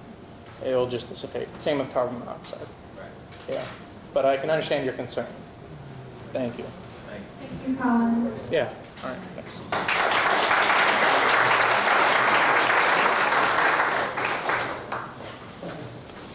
Hi, everybody. How are you? My name is Arne Franzen. I'm a project manager with the Department of Public Space and Urban Forestry. Our department is a team of open space planners, landscape architects, project managers, and arborists. We work with community members like yourselves, the mayor's office, and departments of engineering, zoning, and mobility to create great and sustainable public spaces. One of our primary objectives of our work is to make sustainable more climate resilient by adopting green infrastructure practices in all of our projects. And we've been employing those practices for many years. Our projects include the development and renovation of Somerville's parks, schoolyards, plazas, natural areas, and streetscapes. We also work with the zoning and planning departments to ensure that the new plans for our private development in the city meet the city's green score requirements for open space and tree canopy. Those are all critical components of the city's infrastructure. Next slide, please. Our department is public space urban forestry. So half of the public space urban forestry team is urban forestry, and their main objective is to increase the amount of tree canopy in the city. In terms of climate resilience, this is one of the best things we can fight for. We believe trees are an essential part of our infrastructure and the quality of our life in the city. Trees provide shade and atmospheric cooling, reduce stormwater flow, help clean the air, provide habitat for pollinators and wildlife, and they make people feel calmer and more connected to their community. I mean, if you just think of, like, Brad will tell you when in the mobility department, if you have a street that doesn't have street trees on it and you compare that to a street that does have street trees, your perception of the street and the way you respond to traffic in that area is dramatically different. Can you kindly readjust the microphone? Yes, sorry. Sure, no, thank you. As a status report, there are currently approximately 14,000 publicly owned trees in the city. About 9,000 of those are street trees. And as the mayor said earlier, years ago, 10 years ago and more, the city's program planted about 50 street trees a year. And that was up to 350 for several years. And then in 2022, we've had over 504 new trees planted. That included street trees and park trees. And as the mayor said in the last year, that number was over 600. So there's a lot of great work being done in the city. The benefits we get, the benefits we get from street trees are obviously aesthetic, but there are also real ecosystem, financial ecosystem benefits to the city, financial benefits to the city. So in this slide, we talk about that a little bit. So typically in a regular year, there's about $1 million in benefits to the city from the trees. The two categories, you can see the different categories listed here in terms of annual benefits. The first is like just increase in your property value, and property values, throughout the city. If you have, street trees or significant trees in your property, your values, ask any real estate, investor, they will tell you that it makes a big difference in the property value. And the other thing is the last item on the list here is energy. Because of street trees, we estimate that we conserved over $408,000 in energy costs by having street trees, as well as like almost $10,000 in carbon storage and sequestration and $83,000 in stormwater prevention. So those are significant numbers. That's an annual number. So we are working hard to expand that program. If you are interested in helping this city with our street tree program, there are things you can do. All of our street trees could use a little assistance. We plant the trees. If you could help water them, that's great. Often you'll see the gator bags on the trees. They don't have to be full all the time, but if you see a gator bag that stays empty or doesn't get filled often enough, please feel free to step up and fill that bag with a hose or a bucket or whatever you have. We try to protect the trees from damage. Don't lock your bikes to the trees, please. Don't put signs on the trees, please. If there are trees in the sidewalk and you see trash accumulating, please remove it. Try to take care of that. If you're shoveling in the winter and you've got salt on the streets, try not to shovel the salt or put salt in the tree wells. It will hurt the trees. And if you have issues with trees or questions, please report problems to 311 and feel free to email trees@somervillema.gov. Next slide, please. We just threw this slide in this afternoon. It wasn't going to be in a presentation, but this is an important issue where there's always new invasives coming into the city, and this new problem is something we just wanted everybody to pay attention to. This is a spotted lanternfly. It came into the U.S. through the import of, I can't remember what the material was, and it's in Massachusetts, but it's not in this area yet. And so we are taking steps to try to prevent it from coming into the area. And it's a nasty little bug. It starts small, and it gets to be about an inch big, and it develops into masses, and it eats a lot of vegetation. So we're trying to keep controls in place and try to be aware of it. When we are bringing trees into the city for parks programs or street trees, we're talking to the nurseries and our suppliers to make sure that they have a program in place or they can certify that their trees are free of spotted lanternfly. So please keep that in mind as well. Next slide. Like I said, our department does a lot of things.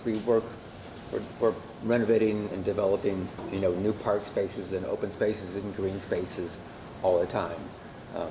So a lot of our work is project-based, but we also have a lot of initiatives going on right now. And you'll see these flyers. There's 3 flyers here, and I have copies of those flyers in the back. So please feel free to pick up a copy of those flyers and check the QR codes on those if you're interested in these programs. they are, they're all programs that we could use your help with. So of these other 3 initiatives that I'm mentioning, one is our department is developing a new parks and open space program.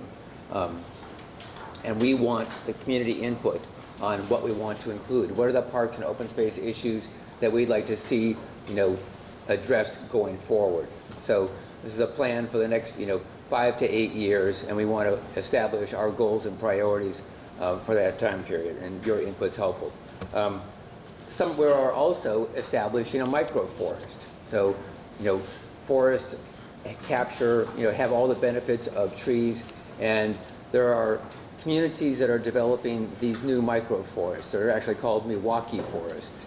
And so we are establishing a microforest, and we are looking for help with that as well. If you are interested in finding out more about that program, please check that flyer, check that QR code. We are looking for volunteers for the 21st to help with the planting. So if you've got a strong back and you want to help do some planting on the 21st, please let us know. We are also, as the mayor mentioned in the beginning, we're developing a pollinator action plan. So we have that plan is moving forward. We're trying to find ways to protect our pollinators and provide more habitats for them within the city. Next slide, please. And I just want to say, if people feel like I'm not covering those issues in enough detail, please, feel free to approach me afterwards. I'd be happy to talk about any of them. So, as I said in the beginning, when we develop our parks and open spaces, we're always trying to include sustainable green infrastructure items, and that there's a lot of different ways to do that. I think that including increased tree canopy is key. We do that in all projects, but increasing pervious surfaces, permeable surfaces in our parks and open spaces is critical. So we've done that in most of our projects to date. There's some rare exceptions where we haven't had the opportunity, but in most cases we are able to do that. I think that when we did Lincoln Park several years ago, we were able to put in a stormwater system that captured over 500,000 gallons of stormwater for infiltration, so it didn't go into the city sewer system. And in a recent project, which we just completed on Monday, the new West Somerville Neighborhood School, we included, thank you. We've increased the pervious surfaces in the schoolyard. So if you look at these 2 images, the first image shows the schoolyard before we started. The green are the permeable surfaces, the black is the asphalt, and the impermeable surfaces. So with the new design on the right, you can see that we increased the permeable pervious surfaces in the schoolyard with a net increase of over 11,000 square feet. So we're very happy about that. So next slide, please. And this is my last slide, and I'll be happy to answer any questions afterwards, but I just wanted to show these images of the new schoolyard. We were really, happy with the new design, and I just want to take a minute to thank everybody who was a part of the process. This community process has gone on for many years in terms of the planning. It was sort of slowed down by COVID, and then it picked up again, and then we were able to get the project built. There's a number of, in addition to the pervious surfaces at the park, we also planted several new trees. There were no trees in the schoolyard before. There are now between 25 and 30 trees. I'm trying to figure out what the final number is because we have some more tree plantings planned that haven't been put in yet. And we've incorporated new LED lighting into the schoolyard, so saving energy there as well. There's a list of, if you're interested, I'd be happy to show anybody the park. There is lighting out there, although it might be a little difficult to see. But let me just quickly rattle off what the schoolyard includes. New natural play area for 2 to 5-year-olds. Adventure play areas for 5 to 12-year-olds. ADA access throughout. There's a new turf recreation field in the upper space. There's climbing wall, there's basketball. There are like 30 new trees. There's a new staff parking lot. There's new bike parking. There's like rubber safety surfacing under all the climbing features. And again, there's a new LED lighting. So again, I'm happy to answer any questions now, and I'll be available afterwards. Yes. Initial questions for Arn?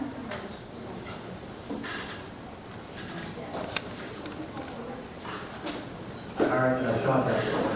I'm happy to see that so many new trees are being planted. But my question pertains, there's so much work going on with the roadways, gas mains, water mains, sewer mains, and what about the trees that are here? So I live on Powder House. I had a 100-year-old maple 5 feet from the right of way. It's gone. There are 8 of those on Powder House alone in a couple blocks. And they trace back to the new sidewalks, the new water mains, the new gas mains, and the new sewage. What are you doing to coordinate with the DPW and infrastructure and asset management and all that work that's going on, that's going to be going on for the next decade at least, to make sure that these mature trees stay around? No, Sean, I absolutely agree with you. That is a regrettable cost. So as you improve those systems within the city, which you need to as part of the greater plan, that is a cost that we're facing. Our department works hand in hand with engineering and asset management on those developments, and so that we always know there's a plan in place for new street trees and improved street trees on all of those roadways. So I sincerely regret when we see a large tree that has to come down for those projects. That pains me as well. Is there more and more planning and coordination? It has increased dramatically, yes. I think we are actually, if you would join us, if you could join us for any of those meetings, you would see that that's a big part of the discussions. So Dr. Bukili, who is a city arborist in our department, works very closely with engineering to develop those plans. And we are raising the standards in terms of how those new street trees are put in.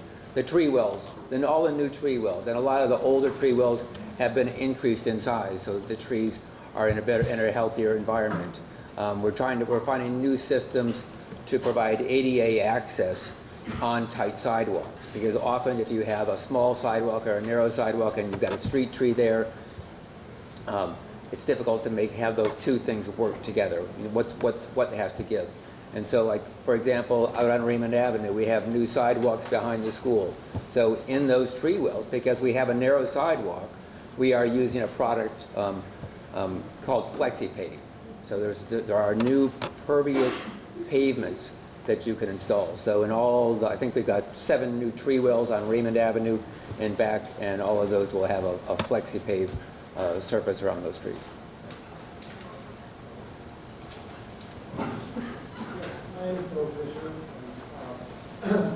I'm interested in the city's involvement with the green space at Mackinac High School. It's been sold, and I was wondering if there are any plans or if the city has any type of plan to try to keep that as green space.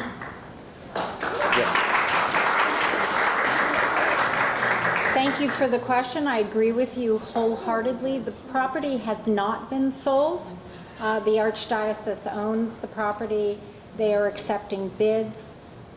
We are exploring every avenue and talking with a lot of potential people who are in groups who are interested with that property. As we get more information, we will share back, but the goal is to try to retain that and keep that as green open space. Thank you, that's a great question. I have a comment.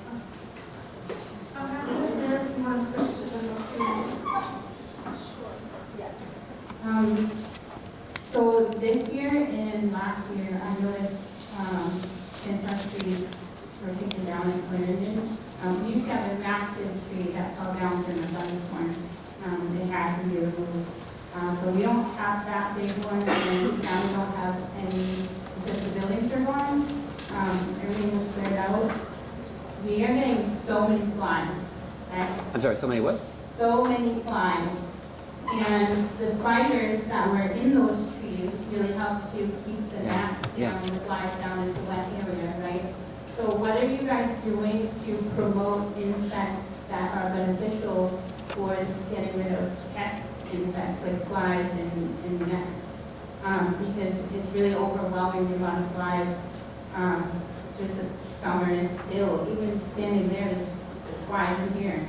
And I understand like food and gardens and stuff like that, I think, you know, with rats is hygiene flagellating. But if there's no gloves to kill the flies or the excess population of the annoying insects, like what do you guys do if you're thinking there's no way? Yeah, that's a great question. You know, I can't speak specifically to how we are controlling, like, you know, flies or the insect population in the city, but it's clearly a critical issue. And I think it's an example of how the city or how the environment can easily get out of balance, or how it gets out of balance as things change, as we lose tree canopy, as we lose those micro environments for both, you know, pollinators, other insects, you know, flora and fauna. So I think it's people don't think of like the consequences of our actions. We go, okay, well, I'm just going to do this thing because it serves my purposes or it makes it easier now. So it's critically important that we do incorporate those green infrastructure elements in all aspects of our work. If I could just add, so if I could add to that, I'm not sure if you're exactly talking about the trees that are on the Clarendon housing.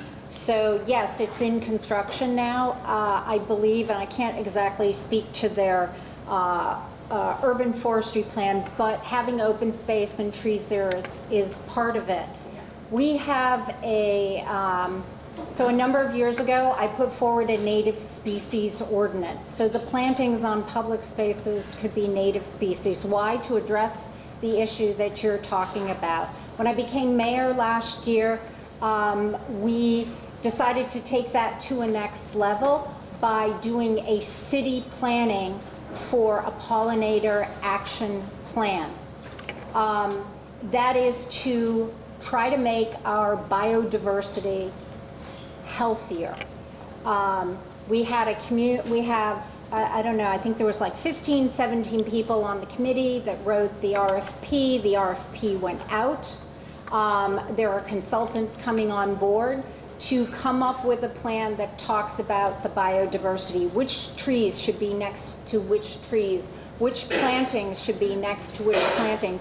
So we have a healthy ecosystem. So sometime next year that will be released, and you know, we're pretty excited about it. It is the first ever for any urban district in the country. So I hear you. And that's what the goal is. That's not really touching what I was asking. I was asking, like, how do we put the spiders back, right? Like, nobody really likes spiders because they're creepy, but I like them because they kill the flies, right?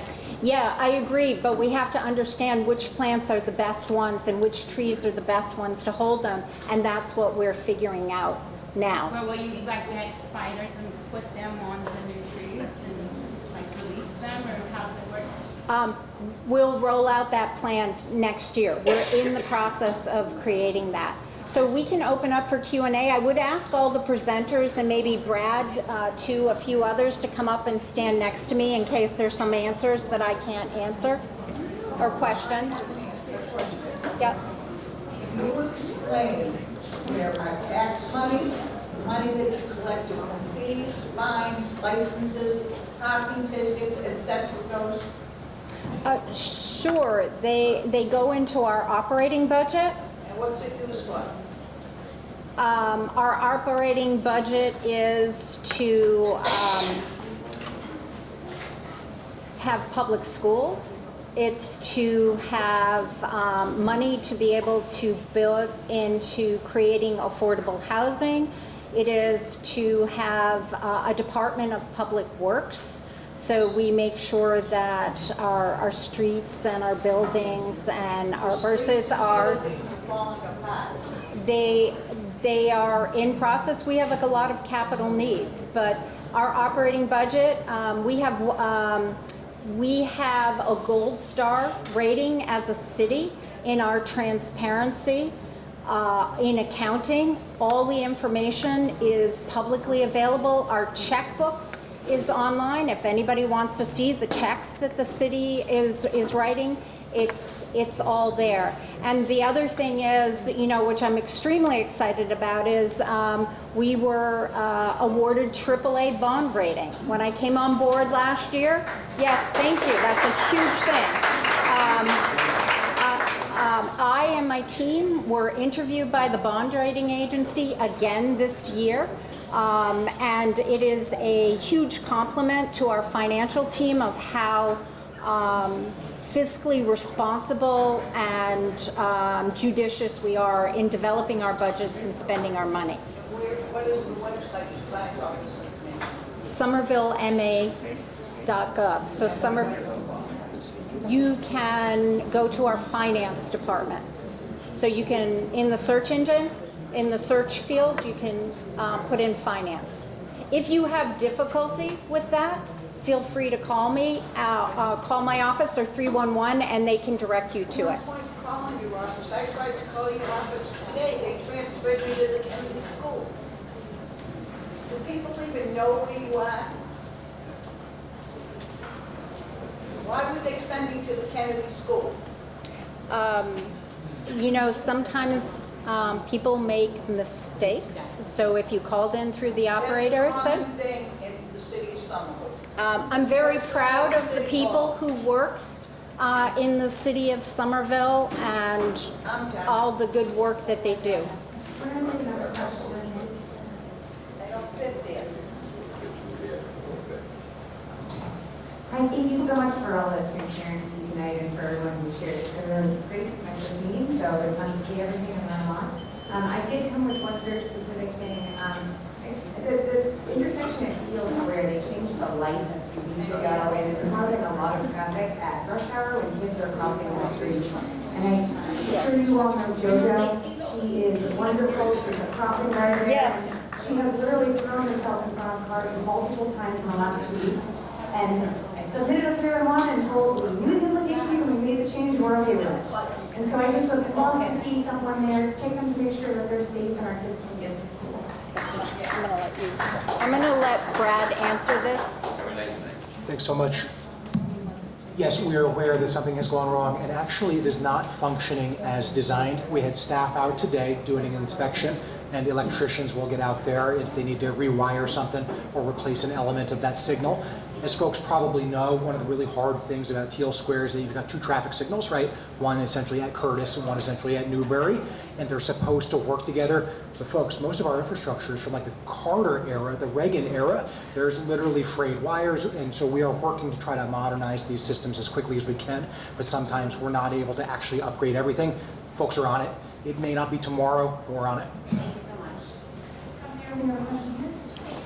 Yes, I wanted to ask about the intersection of coming from Teal Square to Davis Square on Holland Street, and then the theater is to your right, and let's say you want to take a right turn, okay? I'm going to get to the street, Chester, take that right. So the cars are coming from Highland Avenue at the same time.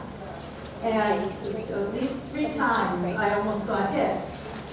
You know, and pedestrians are crossing and not paying attention, but you know, I just didn't know what could be done about the timing of those lights. Because 2 people, you know, they can go at the same time. And it's an accident waiting to happen. So that's one question I have. And then, Do you mind if I answer that question first? Because I know that that's a common thing that a lot of folks bring up. That signal is also antique.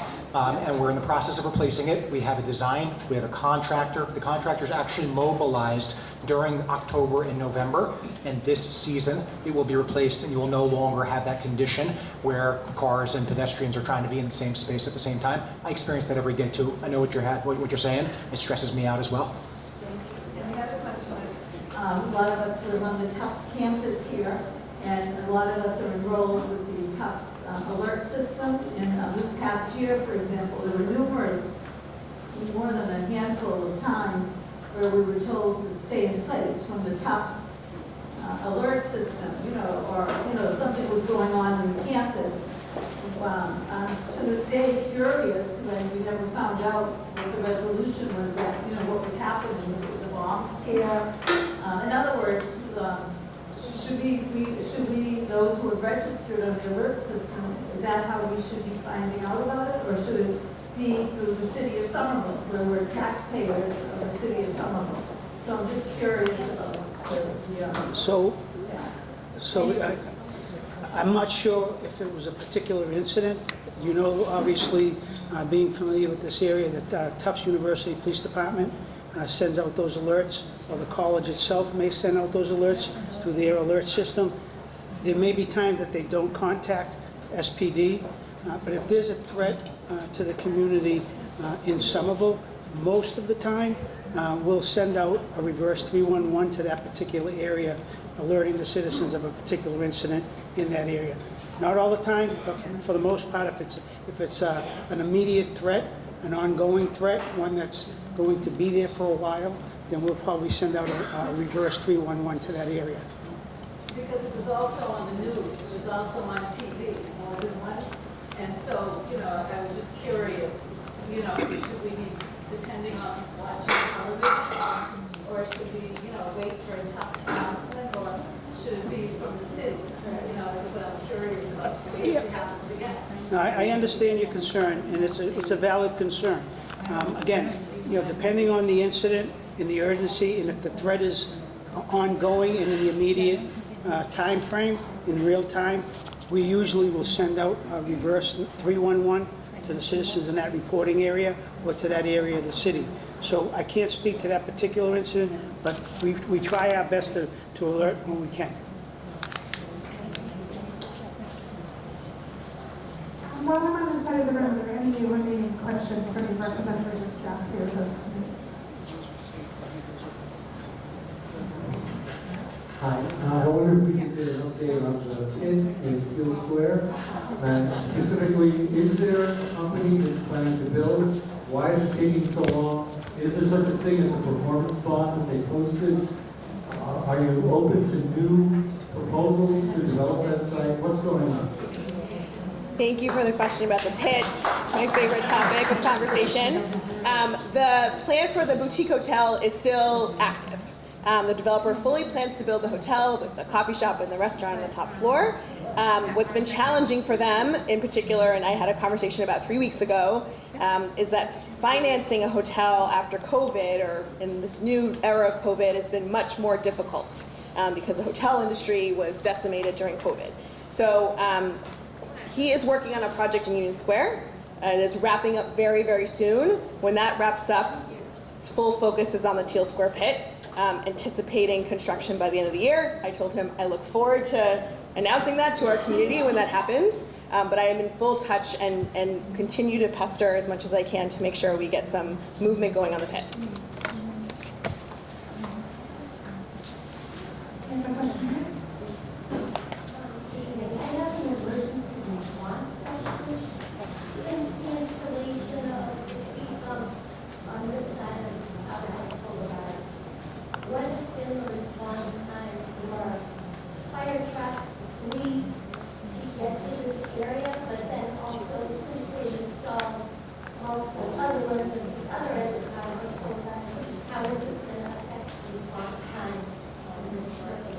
So if I understand the question, it's relative to speed bumps and how it may affect response time. So in a specific response time, specifically for response time from the police department, our crime analyst would be able to tell us. At this point, I don't know off the top of my head whether or not it's been slower or it's affected it in any way, shape, or form, unless we ask and we get some data to answer the question. So I can take your name after the meeting and we can try to put something together. But we do have the fire chief here also, and he can answer that. Hi, good evening. Unfortunately, I don't have any data right now. I was short an analyst. I've just hired an analyst back, so we'll be starting to run the numbers. We do monitor the response times to see if there's any issues. I will tell you that I do work with Brad and his crew when they put speed bumps in. I think you'll notice that the ones on the Potter House Rotary end of the boulevard are a lot lower profile than the ones up the other end. If it's a primary response route for the fire department, I work with Brad and his team to try to, generally they'd be a lower profile on a main response route. Obviously, they do cause some delay, but as a public safety official, I have to balance not just fires. Last year, for instance, we had 50 building fires in the city of Somerville. At the same time, we responded to over 600 car crashes. And out of those 600 car crashes, at least 300 of them resulted in injuries. So, you know, there's obviously a problem there. We need to reduce the amount of car crashes as well. So we try to have a balance, safety versus safety. You know what I mean? We want to reduce the amount of pedestrian and car crashes with injuries, and at the same time not have a negative effect on our response. The one thing we have going for us is Somerville's only 4 square miles. We have 5 fire stations in the city. We're going to be adding a 6th next year. So that helps keep our response times down, because we have fire stations closely located in the city. Unlike a lot of other cities and towns that might have 1 or 2 fire stations that cover 25 square miles, we have 5 and soon to be 6 that cover 4 square miles. So we have a little more leeway on traffic calming and whatnot, and its negative impact on the fire response. So have you actually had to change the routing of how you get your trucks? Well, basically, I'm worried about the fact that if I have to go over a speed bump at 10 miles an hour, how is an ambulance going to get to me? Without, if again, this was a major route, if they have to go around. I've seen earlier in the year, a fire truck, I was at the stoplight over by the supermarket. The truck was coming down Broadway and had to turn onto Alway Parkway with 2 lanes of traffic, and it was a tight turn when they could have probably gone, you know, down Curtis Street and then down Highland Boulevard without having to go around. So that's my concern. I know on the news recently, whoever is in charge of the speed bumps basically said he didn't care if people didn't like them. But are they really, I think they're really a hindrance to, again, emergency responses in the city. Because again, if we drive into the city, have to go 10 miles an hour, how are you getting into the city? Like I said, we have changed to different response routes and whatnot. I've actually, by looking at response data, we've changed different trucks that we send to different calls. And like I said, I just got my analyst back. We'll be running deep dives into responses again. But again, I have to say, we have to worry about pedestrians and automobile crashes as well, preventing them from happening as well. So it's a balance, and I look at it closely, and I don't see them as a hindrance. You know, they're there to protect, and I believe Brad has data that they are working, and they are lessening crashes. So we just have to sort of adapt, which the fire department always has done, and figure things out and try to work together to make the city of Somerville a safer place.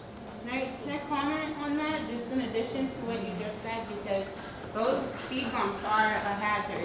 When the person in front of me is deathly scared of going over the speed bump at more than 10 miles an hour, and I'm having to slam on my brakes, okay, to not rear-end them because I'm doing the speed limit, that's a problem. That is dangerous. Okay, people are not expecting them to be so gentle. They're really not that bad. But they are overly cautious, and I don't know what you can do to change that or how to fix it. And I don't know if people need to be re-educated on how to drive. I think that's always a great thing, yes. But it is becoming a situation where I drive it almost every day, and I'm always behind somebody who is dead stop from going the speed limit out of nowhere. It's not a kid in the street. It's not a baseball, you know, flying through the air. It's not a soccer ball. It's not a bicyclist. It's a speed bump. So to say that that's more safe than bad, I think is questionable. And also damages our vehicles. and it wears out suspension on vehicles. I can attest to that very well, and it's a problem. And I am a low-income resident that lives here. I'm a poor person telling you, you are costing me money I don't have. So I don't know what you guys want to do to fix it, but figure it out because this is ridiculous. This is great feedback, folks. We'll be happy to talk about traffic calming with anybody who wants to stick around afterwards. But remember, one of our neighbors was run over and killed here 5 years ago. Many of you saw us in this room explaining ourselves to you and saying why that is unacceptable, and we will not let that happen. We will always make sure that we are trying to plan and evolve the way that we deploy and plan these speed humps. So for example, as the chief said, we're using smaller profiles in certain places, better signage, better operations and communication, better motorist education. We are all in this together, folks. Please, let's not do the divide and conquer thing. It is unacceptable. And 6 Somerville residents have been run over in crosswalks trying to cross the street over the last 4 years. So I'd be happy to have this conversation throughout this evening.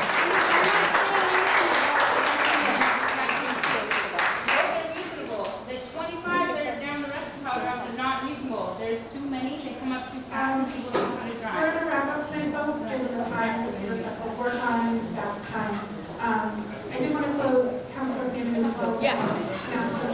All right, folks, I have one really important announcement. If you can say it with me, it's only 14 slides, I promise. You may have missed this in the beginning of the presentation, and Brad has some flyers you can take on the way out.